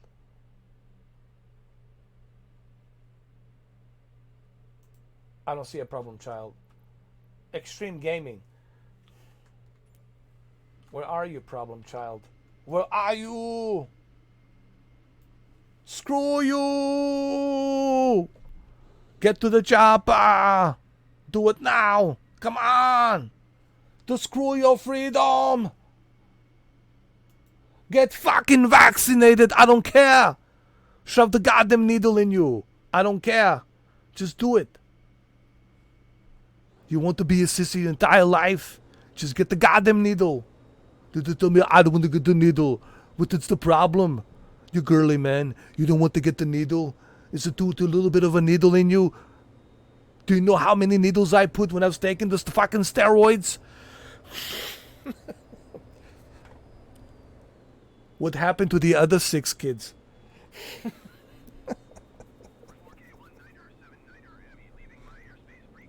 I think he had 12 kids to feed. No, he said he has 10 kids to feed. And then he says, what happened? No, did he say that? I think he said he had 10 kids to feed, and he says, what happened to the other 5? Or something like that.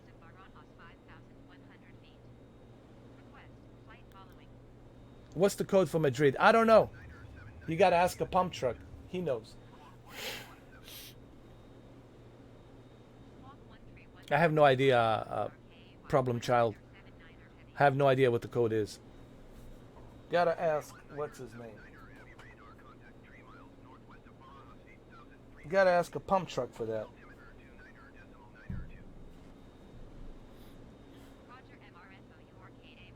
Screw you! Get to the chopper! Here we go. We're in Madrid. There's a pump truck right there.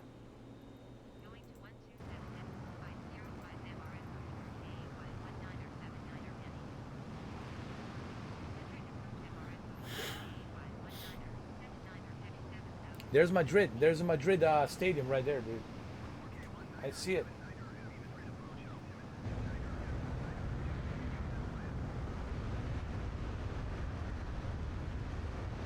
The hell with you. Those are innocent children and men out here. No, innocent women and children. And the girly men. The hell with you. I'm not gonna shoot them. This is not part of my job.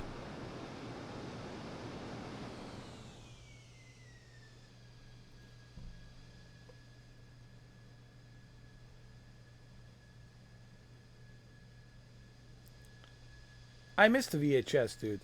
I think the best way to watch Aliens and a Predator is with the VHS, dude.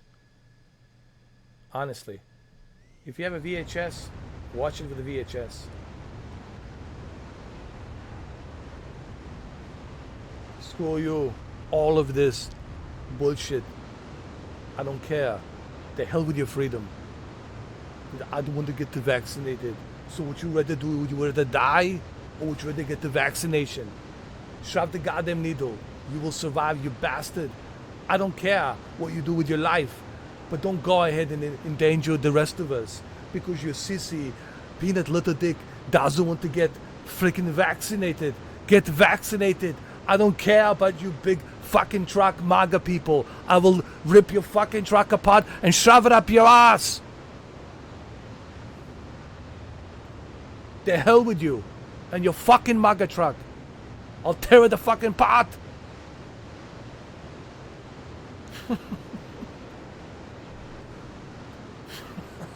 I think Arnold just lost it.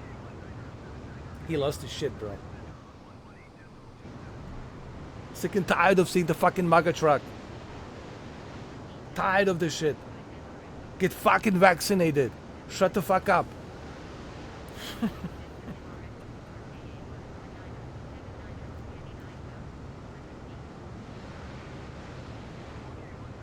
Love it, man. Fucking A, bro. Arnold. Arnold! And all he sees is a bunch of girly men out there. They don't have the clear vision. I have the clear vision. I didn't give a damn how many needles they shove in me. I said, if you shove this needle, I'll become successful. Shove it in me. I don't give a damn what the fuck you got in there. Just shove it in me. Because this is how I got the clear vision. I didn't give a damn. They called me the freak. I said, don't worry. You're never going to be like me. Not in a million years.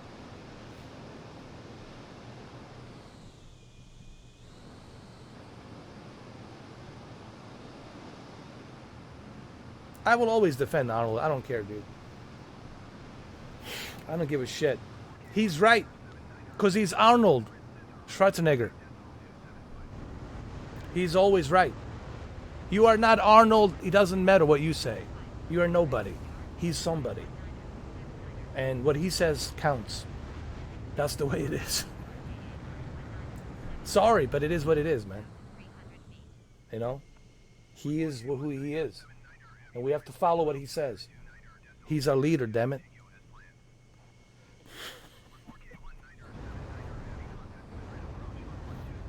That's right. Thank you. I don't want to get vaccinated. What's the matter with you? So your entire life you grew up as a goddamn sissy. I did 2 heart surgeries. And I said, do me another one. And I went straight to fucking work. I did the movie The Expendables right away. I did the End of Theirs.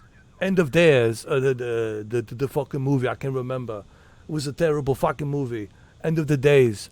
I said, I will do this movie. I Jumped out of the fucking surgery, ICU. I pulled out all the fucking cables and needles and shit. I said, I got the movie to make. But sir, they told me we just installed a new heart valve. So I don't give a shit. If it breaks, put another one. I got the movie to make. And you afraid of a little fucking needle?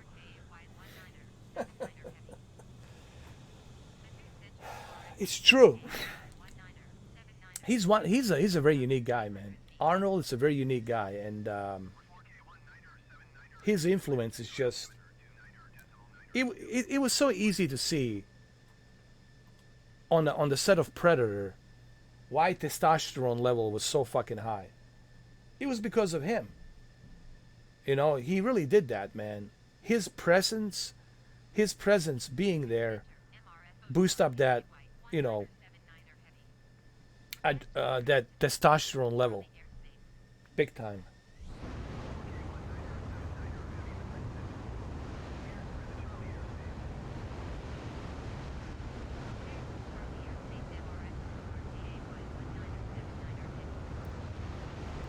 Now, do I agree with him about what he said? Well, you know, we can't tell people what to do, but that's his opinion, you know?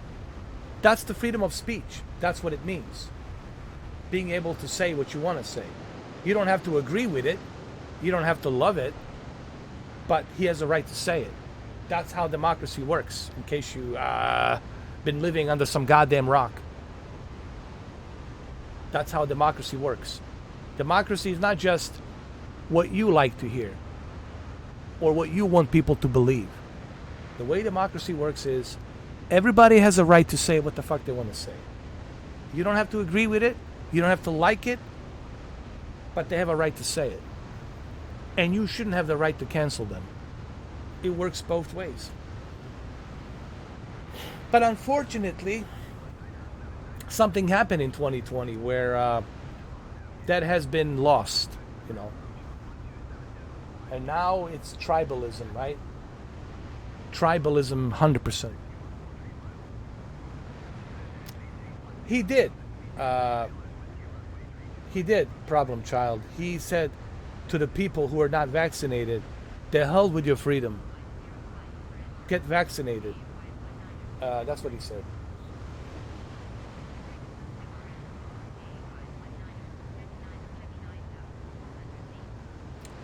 It was an interview, actually. It was an interview on a podcast or something.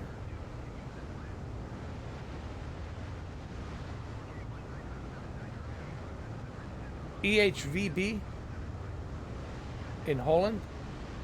Yeah, we can check it out, man, if you want.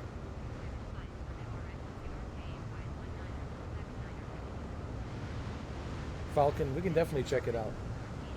But first, let me just look at Spain a little bit while I'm here.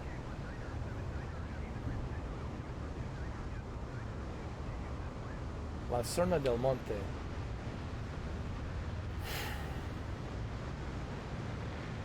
I mean, it wasn't nothing terrible, but you know, all the MAGA people just lost their shit. You know, all the Trump, you know, I don't know what to call him.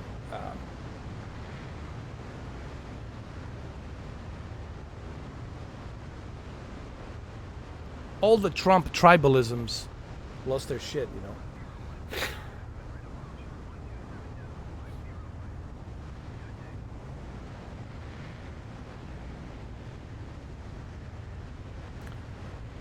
What really sucks about the Trump is that he has attracted a lot of racist assholes. And they're all hiding within that whole MAGA shit. And these motherfuckers are from South and they're very racist. They're not Republicans. They're not like real Republicans. Trump party is not like a real Republican party. That's gone. What's his name?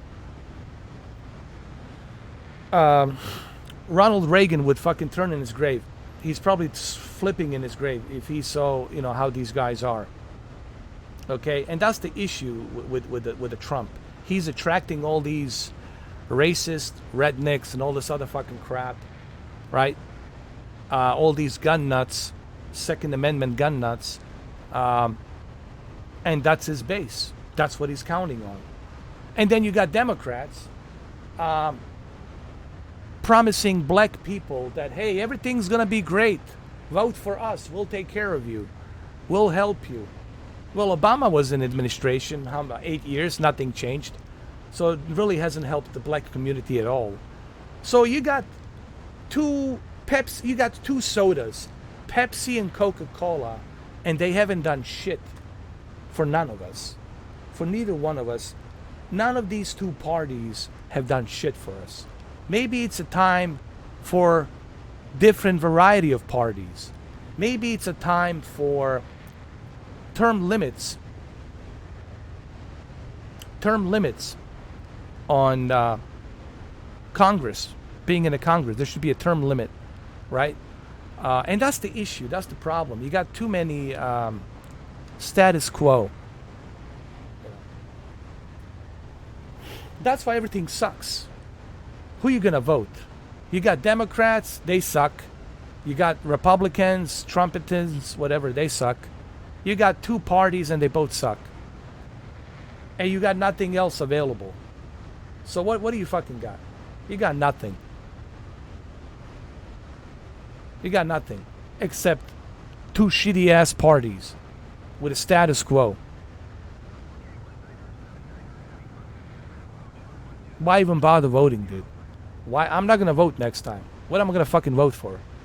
Pepsi and Coca-Cola? I'm tired of Pepsi and Coca-Cola. I want something else. I want the fucking ginger ale. I want the bottle of water. Clean bottle of water. I want the mineral fucking water. You know, give me something else, man.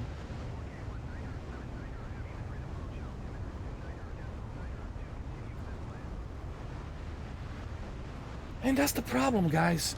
You got two tribals, two big. It's almost like a mafia. There's only two mafias, right? Colombo and Gambino. Okay, let's put it that way. You got two mafias, Colombo and Gambino. And these two mafias, they're running the show. There's nothing else. It's the same thing here. You got Democrats and Republicans. And they're just running the same shit every single time. Nothing's changed. They're beating the same drum every fucking 4 years, 8 years. Nothing has changed. Same shit. You know? Can we have an independent party? Look at like you stand no chance. You'll never have an independent party because it doesn't stand a chance. You'll never have an alternative party because it cannot survive. Cannot survive because you got these two big juggernauts running the show for all these decades, and there is no room. You simply cannot have any other party. So why the fuck bother voting? What's the point? Vote for what? Same shit? Same shit that's been fucking you in the ass for 40 something, 50 something, 80 something years? That's what you're gonna vote for? Pepsi and Coca-Cola. Same shit. That's why I don't bother with that shit no more. I think it's the last time I'll vote. You know. We got this guy in the office. You know. Can't even put two sentences together. Can't even remember where he's at. He calls his Ministry of Defense general. Can't even remember his name.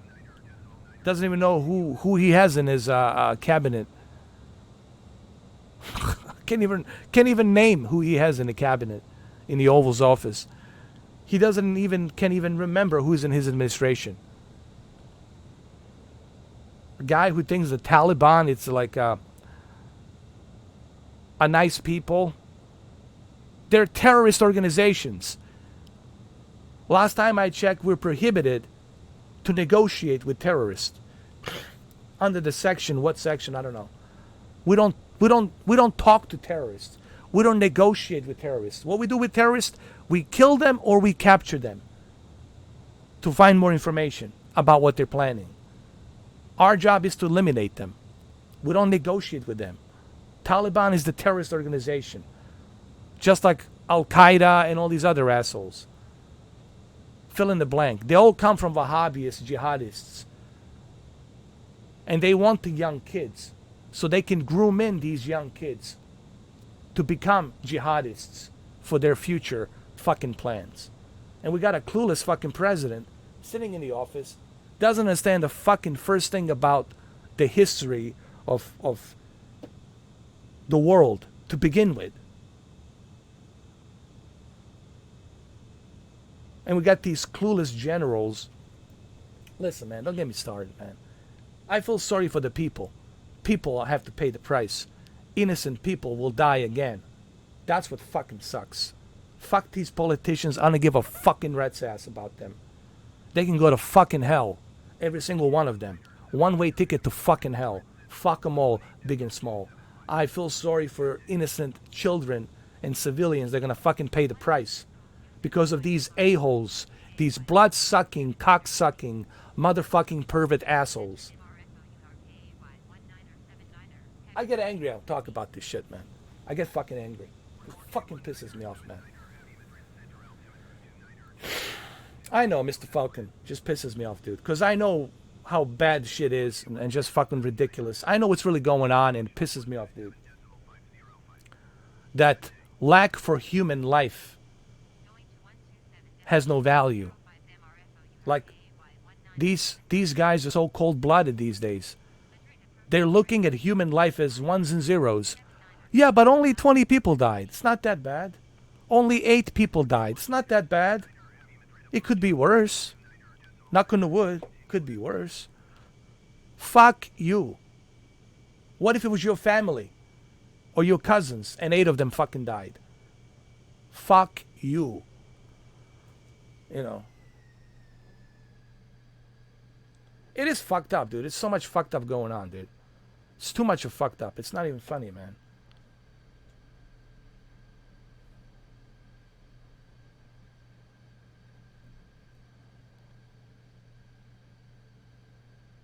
We're back. America is back. Where are we fucking back? You left NATO in a fucking ditch? You left your allies in the fucking ditch? You lost all the trust with the rest of the world. China is laughing its ass off. Putin is laughing his ass off. They can see the weakness. They can see, oh, these guys are easy, bro. These guys are so fucking easy. You made the world more dangerous place. You haven't made it safer. You made it way too fucking dangerous now. Way too fucking dangerous. America stands for a beacon of hope, for democracy where it's needed. The only beacon of hope that keeps this entire fucking globe intact so it doesn't fall apart.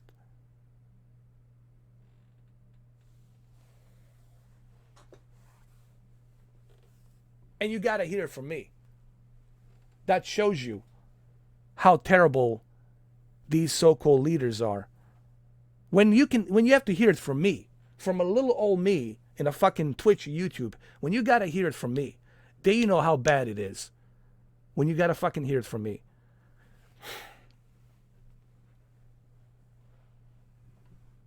Of course they didn't. They didn't consult with anything. Nothing. They just left. Dude, they removed their... I have a friend who's in military. They have to follow the orders. Of course they feel bad about what's going on. But they have to follow the orders. They'll get court-martialed. You don't want to get court-martialed. Okay? And they have to follow the orders. They moved the military first. Before securing the fucking city. Before securing everything else. Before they even evacuated people. They left. Aren't you supposed to stay there? Get all of your equipment like we did in Syria. Remove everything. Stay there till everybody's evacuated. Once you got everybody evacuated, then you can think about what's the next move. What should we do here? Give the reassurance to Afghan security team that, hey, we're still here. We got the Air Force to back you up. We got special units here to back you up. We're still here. But you guys got to fight. And we're always there to support you with the Air Force. But remove the Air Force too. They're like, hey, how are we going to fight the Taliban in these fucking mountains and these regions out there if we cannot have any air support? How the fuck are we going to fight these motherfuckers?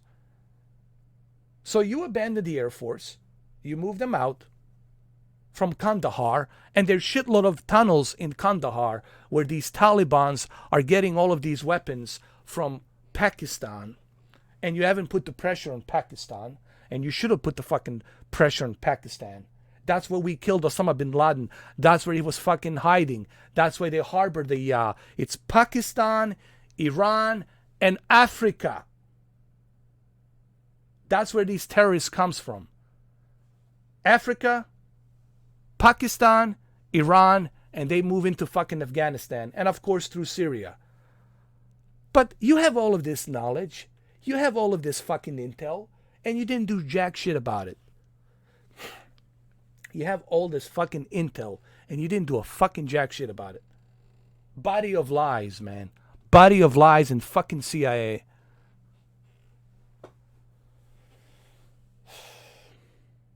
But why is this happening? What did I say earlier? In military-industrial complex, we need to keep this military-industrial complex running. And we need enemies. If we have no more enemies, well then the military-industrial complex will die. A lot of money to be made to advance, to keep the status quo of American global military power. Oliver Stone talked about this. We need to have an enemy. Without enemy, what are we going to fight? Who are we going to bomb? Who are we going to fucking fight? Nobody. We got to have an enemy. The enemy keeps the military-industrial complex going, and it keeps the U.S. military the most powerful. That's what this whole fucking thing is about. All right? That's what this whole thing is about. It's about that.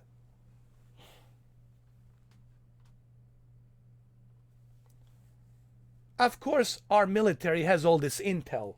Of course, we know where they are. We know in which fucking mountains they hide. We know which fucking tunnels they dig up.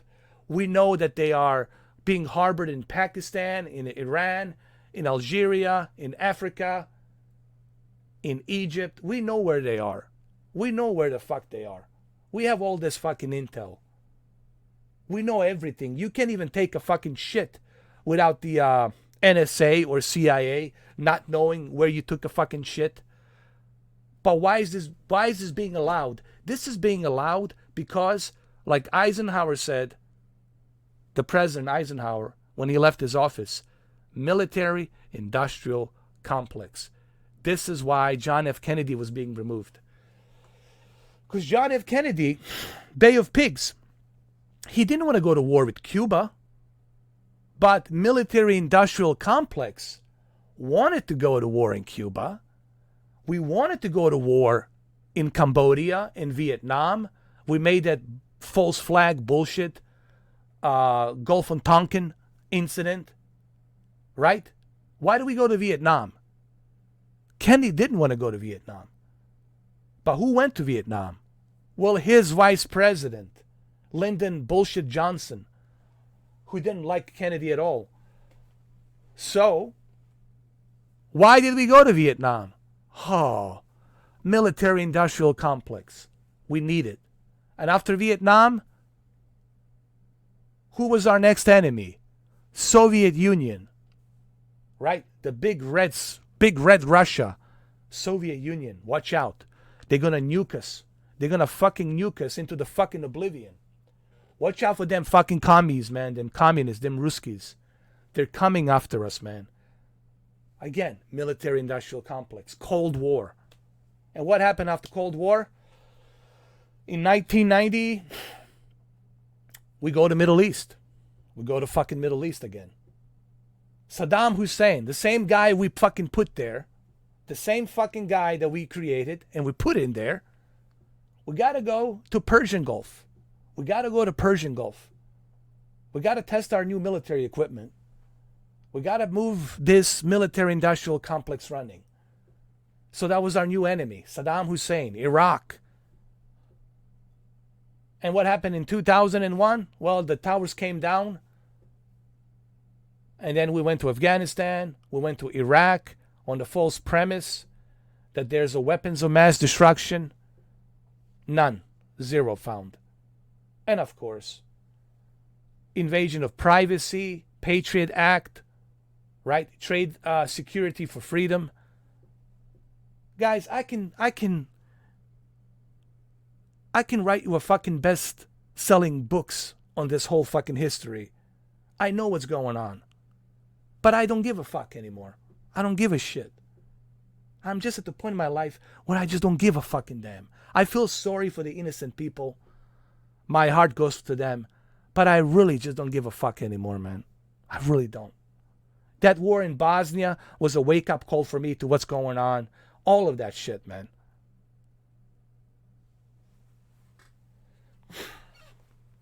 Anyway, let's fire this up.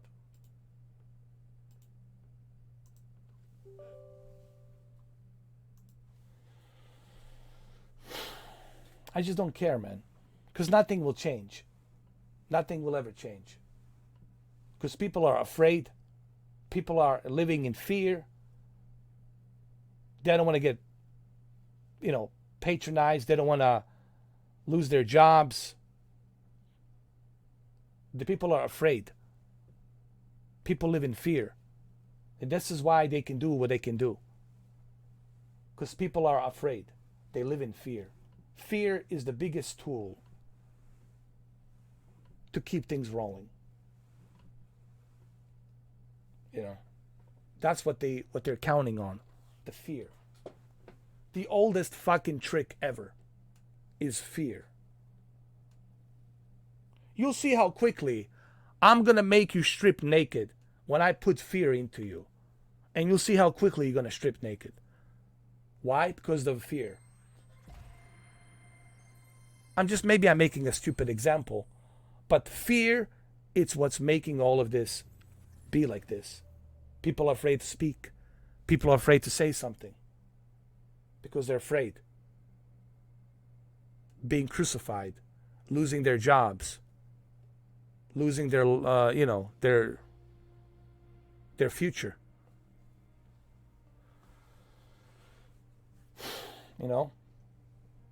And fear is the strongest ingredients.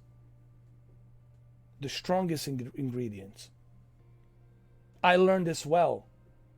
I'm a war child. Don't look at me sitting here in a fucking little office. I'm 40 plus years old. I grew up in the war. I grew up in all of this shit. I have better info than you guys will ever know about what's really going on. And you guys are being, indoctrinated, brainwashed so many times.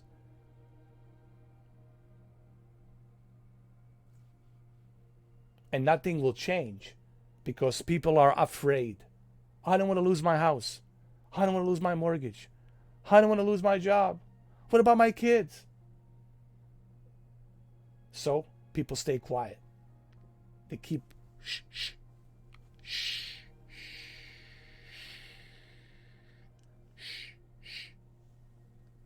And that's why things are the way they are.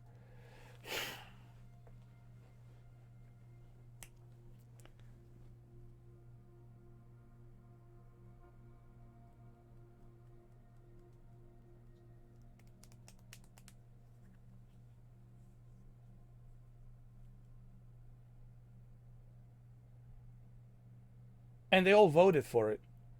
Both Democrats and Republicans voted to go to war in Iraq.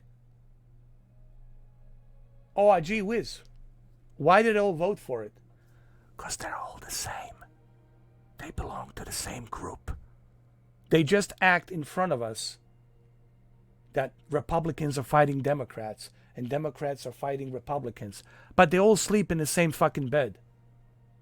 Right? They all fuck each other. They all perv on each other. I know these motherfuckers. I know what they worship. And what they worship, it's nothing good. It's very sinister what they fucking worship. It's very cold-blooded what they fucking worship. But I'm not going to dig into that because I don't want to get banned from fucking Twitch. I don't want to get banned from this fucking platform if I would say that.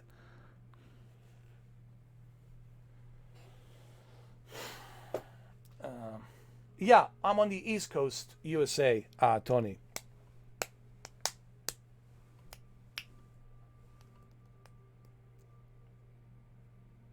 East Coast, USA, right here.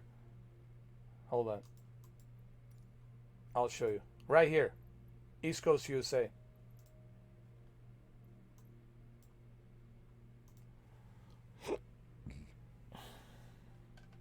Hey, what was the name of the airport? Falcon? EHVB. Okay, EHVB. Okay, Falcon, I got it. Navy. Welkenberg Navy. Here we go. I'm going to go right here on runway 34. Ah, it crashed again. It crashed again. I think it's a server, guys. This is really a server. I think we're going to have to wait for update 6, honestly. Update 6, World Update 6, I think this is where we might see some stability with the servers. But this is just brutal. I'm going to try again. Here we go.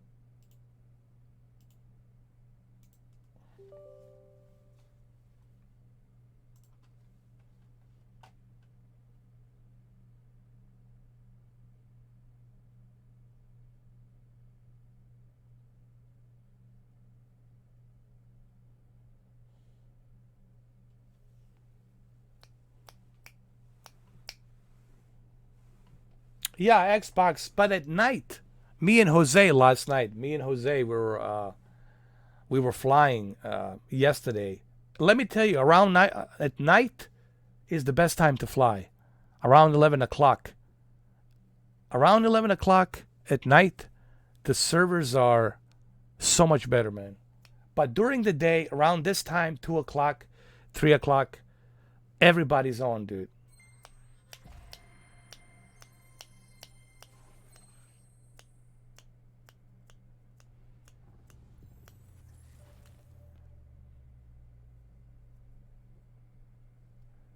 So, I think the best time to fly it's around 11 o'clock.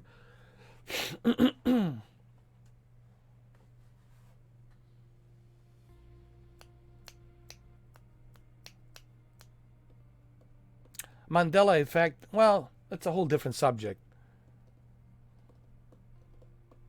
It's a whole different subject for maybe coffee vlog. First you have to understand how the whole thing started and the origin of it. To understand something, you have to understand the origin, right?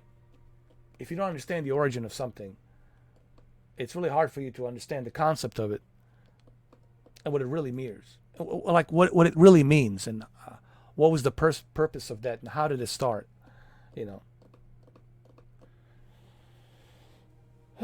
A lot of that has to do, I'll just give you a brief thing on that. A lot of that has to do with microwave frequencies from the cell phones and cell towers and 5G and 4G.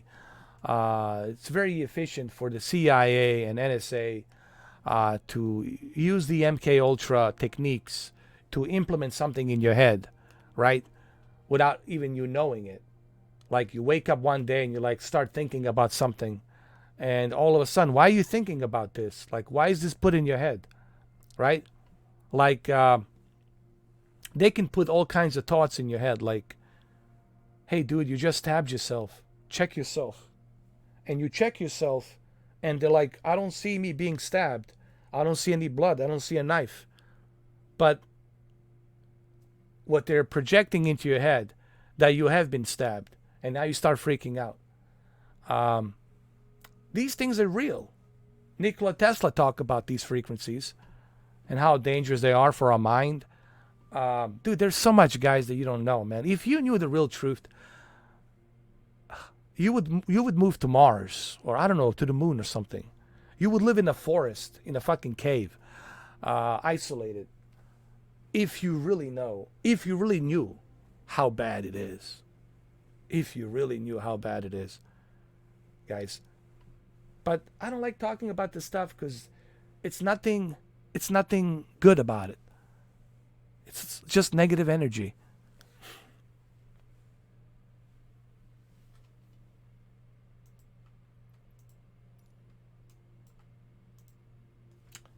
What's the airport? Hold on.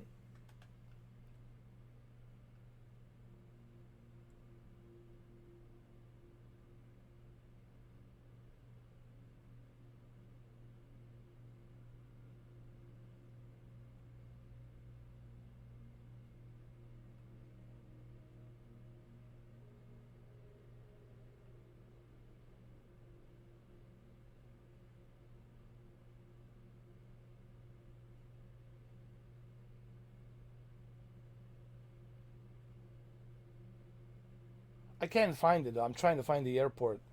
Um, Mr. Falcon, could you put it on?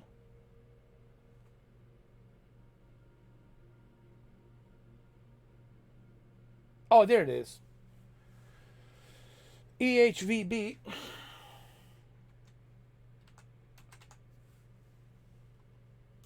Welkenberg Navy.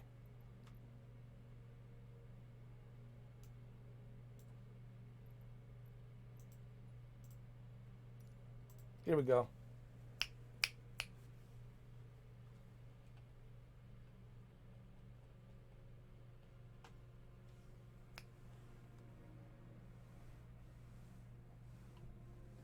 Thank you, Tony. I'm gonna check it out later on tonight.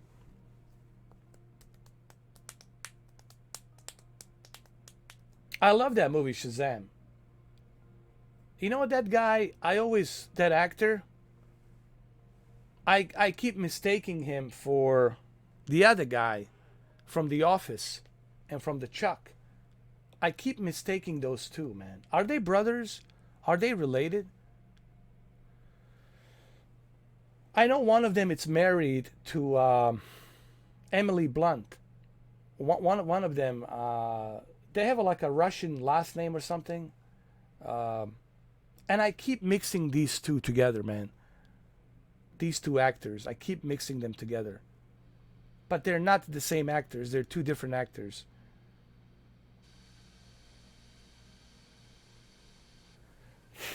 You guys know what I'm talking about?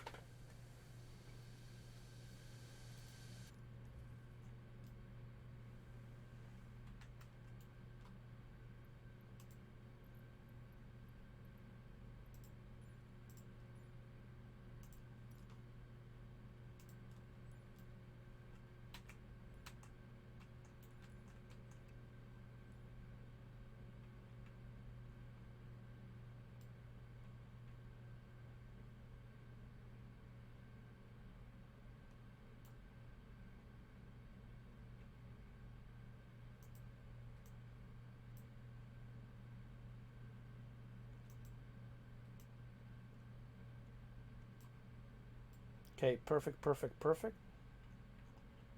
Perfect, perfect.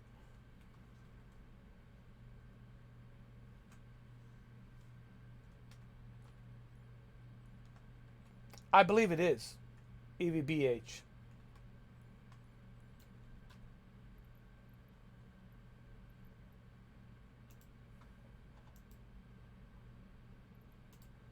I believe it is.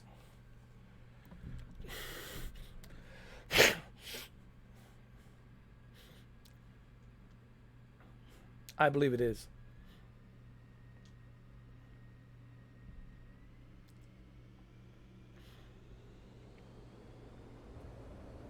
Yeah, Tony, I believe it is. Check this out. Check this out. Here we go. This is that Air Force base in Holland.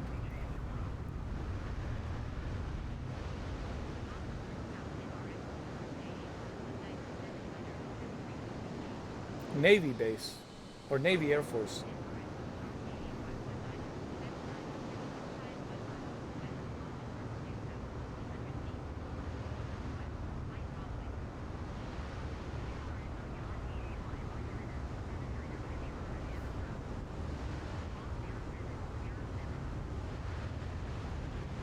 Yeah, go ahead, join me, man.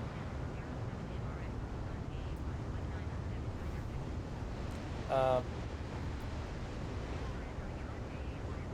I'm right on the EHVB.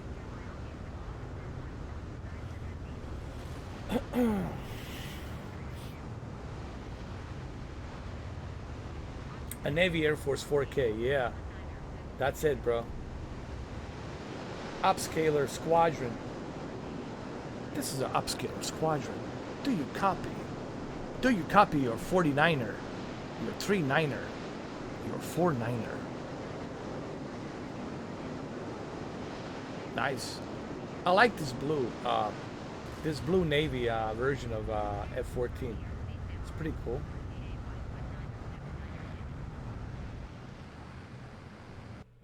Oh, here we go. Here we go. Here we go again. Here we go again on my own. It's the only jet fighter I have ever known. Yeah, guys. This is the pain in the ass.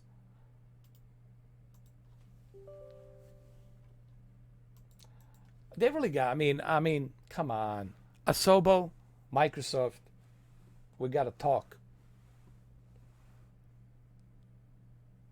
We gotta talk. Asobo. I'm just gonna go to the guys, let's go to the desert. Let's go to Nevada. Let's go to a desert. Less traffic there on the server. Um,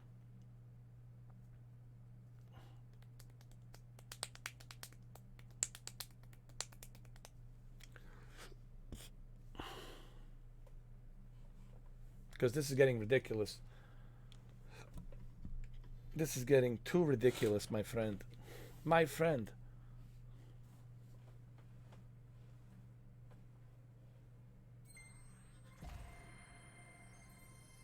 Oh, you live there, nearby. Oh, that's cool, man.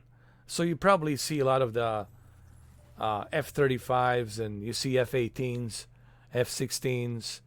That's pretty cool, man. So you get to see all of those airplanes. Probably they're part of NATO, right? That's a lot of NATO training, I imagine. I imagine that.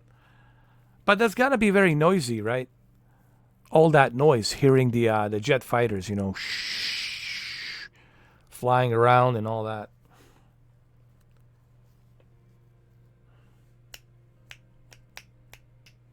But I don't know how well is this gonna work. Let's go to desert, guys. A lot of F-16s and some 35s. Pretty cool. 35s are awesome, dude. They can stop in midair and they can kind of land. They can land like that. They can go like in midair, stop, and they can land. Pretty cool.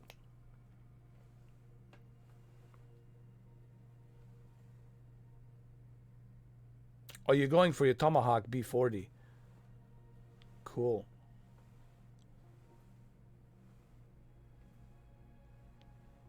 Oh yeah, Lockheed Martin, man. The technology they're using, man, on the jet propulsion system, it's unlike anything else. It used to be note ramming Northrop Grumman with the Y-65 experimental airplane, which can go above, 15 Gs. They said that the airplane was just too unstable and dangerous for the pilots. So they canned it. It was too expensive. They didn't want to put it in production, so they went ahead with Lockheed Martin instead of Northrop Grumman, because Northrop Grumman is the one that created F-14 Tomcat. So they switched to Lockheed Martin, and Lockheed Martin's been working on a lot of stuff as a contractor for the government, including the F-35, F-35 Lightning II, called the Fat Amy, F-22A Raptor, F-22 Lightning. My God, so many of them. Just to name a few. And they got something else they're working on. Triangular pyramid shape craft, from what I have heard. It's top secret, and it's unlike anything else that we had. You can go out to the space, come back, go out to the space again. It's gonna fit nicely with the Space Force that Trump created. So that President Trump created, the Space Force will fit in nicely. They're gonna use those. I forget what they call them. B something. Their prototype B11 or BEs or EBs or BEs or whatever. You need 6 people to fly that thing. Yes, 6 people to fly that thing. But you can go out to the space, come back. You can fire nuclear weapons from it, from the space, and do whatever the fuck you need to do. Fucking crazy. But you cannot go too far into the space. But outside the orbit, outside the atmosphere, you can go out into space. You can go through the atmosphere, burn through that. It'll be fine. The material they're using, it's a very expensive project they're working on, dude. But it's a top secret. Like, we're talking probably like 10 billion. Like roughly 10 billion, dude. Or no, 13 billion, I heard. 13 billion. 13 billion. One. Just one of them. 13 billion. Think about that. 13 billion just for one of them. Well, thanks to the military-industrial complex, we have it.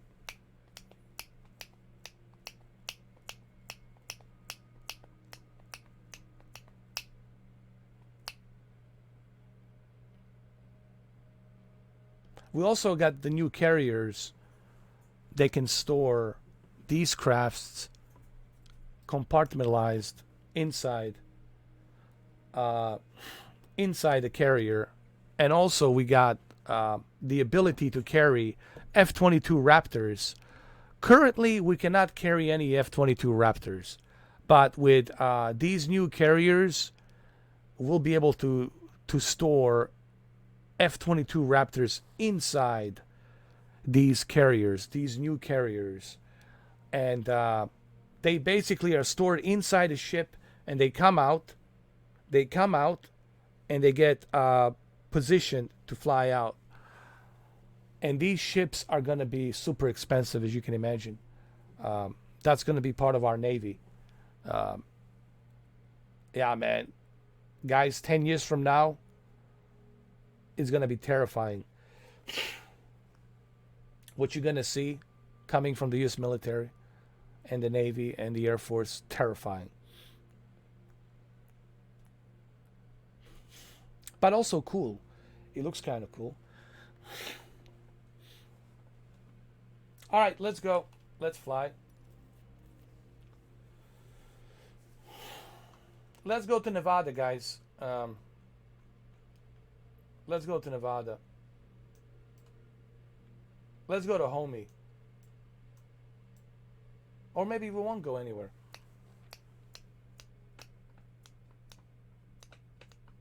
Apparently.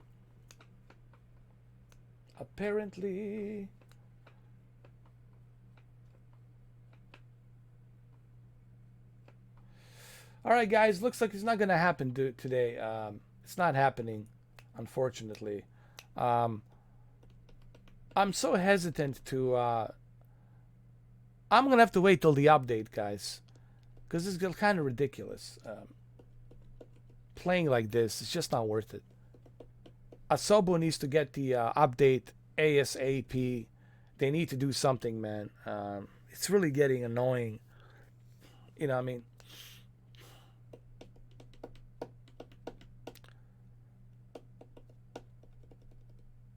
It's Asobo. It's the servers.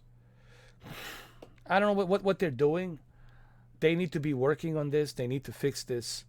Because I cannot play like this, man. I just can't, dude.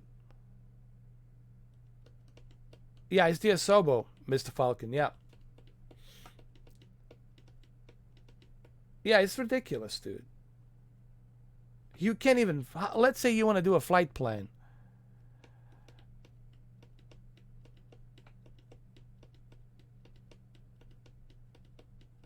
I already did that millions of times. Yeah, man, it's a server, dude. It's a server. Guys, I will not play Flight Simulator till they fix it, guys. I cannot play this till they fix it. I'm gonna wait till the update. But I cannot do this, man. It's annoying. It's just, annoying. Yeah, seriously, man, this is unacceptable. Imagine if I was doing a flight plan, right? I was doing a flight plan. And I want to fly from, let's say, New York to London, and it crashes. Yeah, listen, man, this is listen, Asobo, this is a big minus. It's unacceptable. You had plenty of time, Asobo, to fix all of this. Microsoft, you had plenty of time till July 27th to update your data centers, to prepare your servers for the release of the Xbox version and the update 5. You had plenty of time. You had plenty of time to work on the data centers, to update and beef up your servers, and you didn't do jack shit. But you had plenty of time to do it. But you didn't do it. And it is unacceptable, in my opinion, that the Asobo. Well, maybe it's not Asobo's fault. It's really Microsoft. Let's be honest. This is a Microsoft fault. Microsoft is the one that's in charge of the Azure and data centers. They're the ones that should have fixed this. So,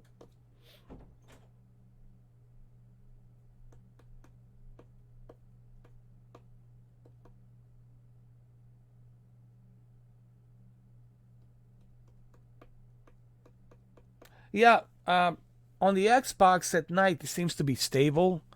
Like when I was flying last night, it was stable on the Xbox, but who wants to, play late at night? Sometimes you want to go to bed, right? You want to go to sleep. You don't want to play late at night.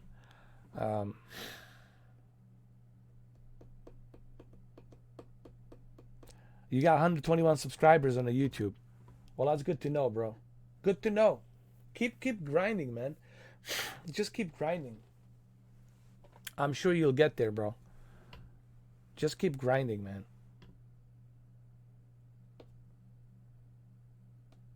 All right, guys. So that's all I got for you today. Unfortunately, it's not gonna happen, man.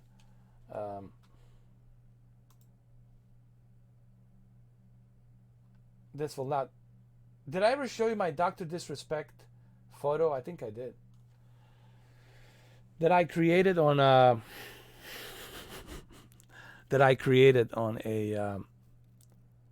Tom Clancy Wildlands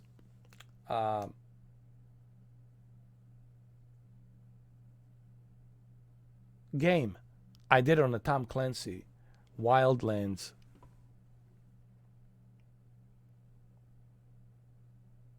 Ghost Recon. It was a Ghost Recon. Hold on. Let me see if I can find the photo. I gotta show it to you. Hold on. Hold on. Give me a second.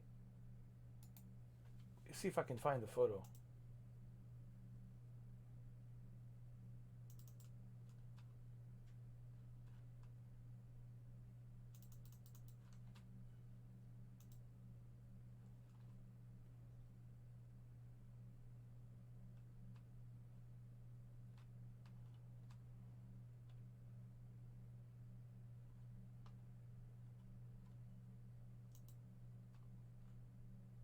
Oh, here we go.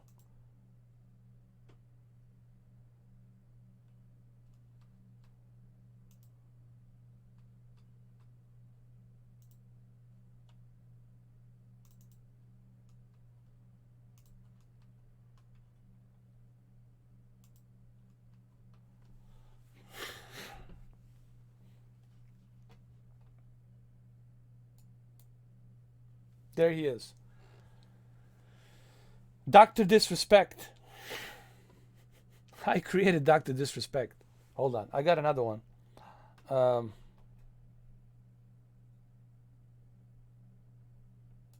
show you. Hold on.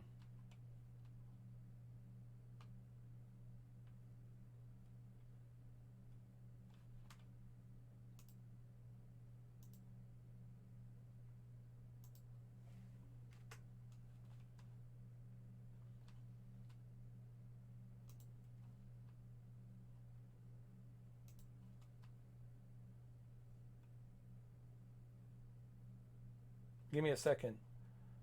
Here's another one. Here's another one I want to show you.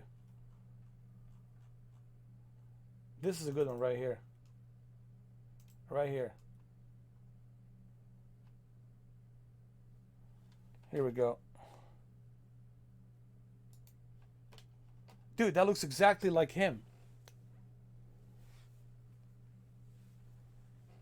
There you go, man. Dr. Disrespect.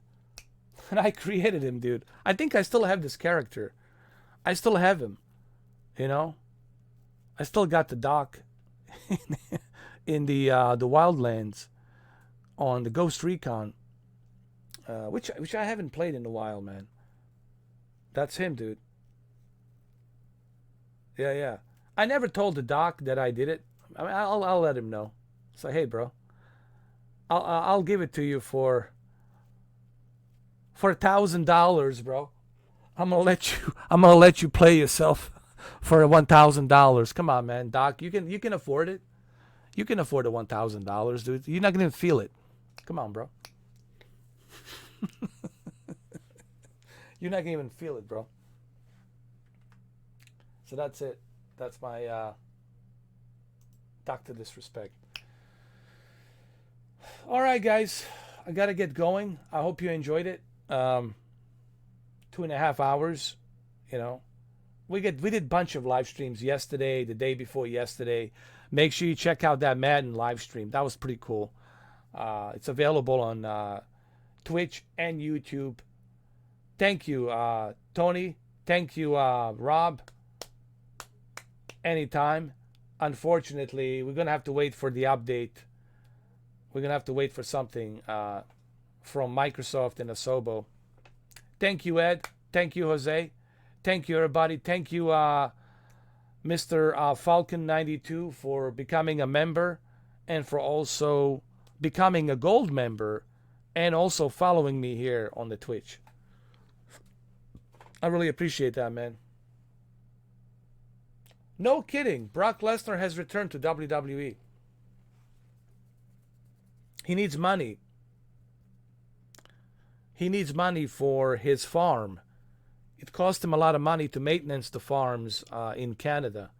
Property tax and all that. So he needs money, dude. He needs money. That's why he's coming back. Money talks, bullshit walks, guys. That's why. He probably hates it, but he needs the money. Last night is SummerSlam. I'll go check it out, Tony. I'm going to check it out. Brock, he's back. It's so good that he's back because he's just that beast that we need. And having him in there, it's worth the while. Instead of listening to Bill Goldberg spitting with his gum out of his mouth, you know that Bill Goldberg, it's afraid of Brock. He knows it. Come on.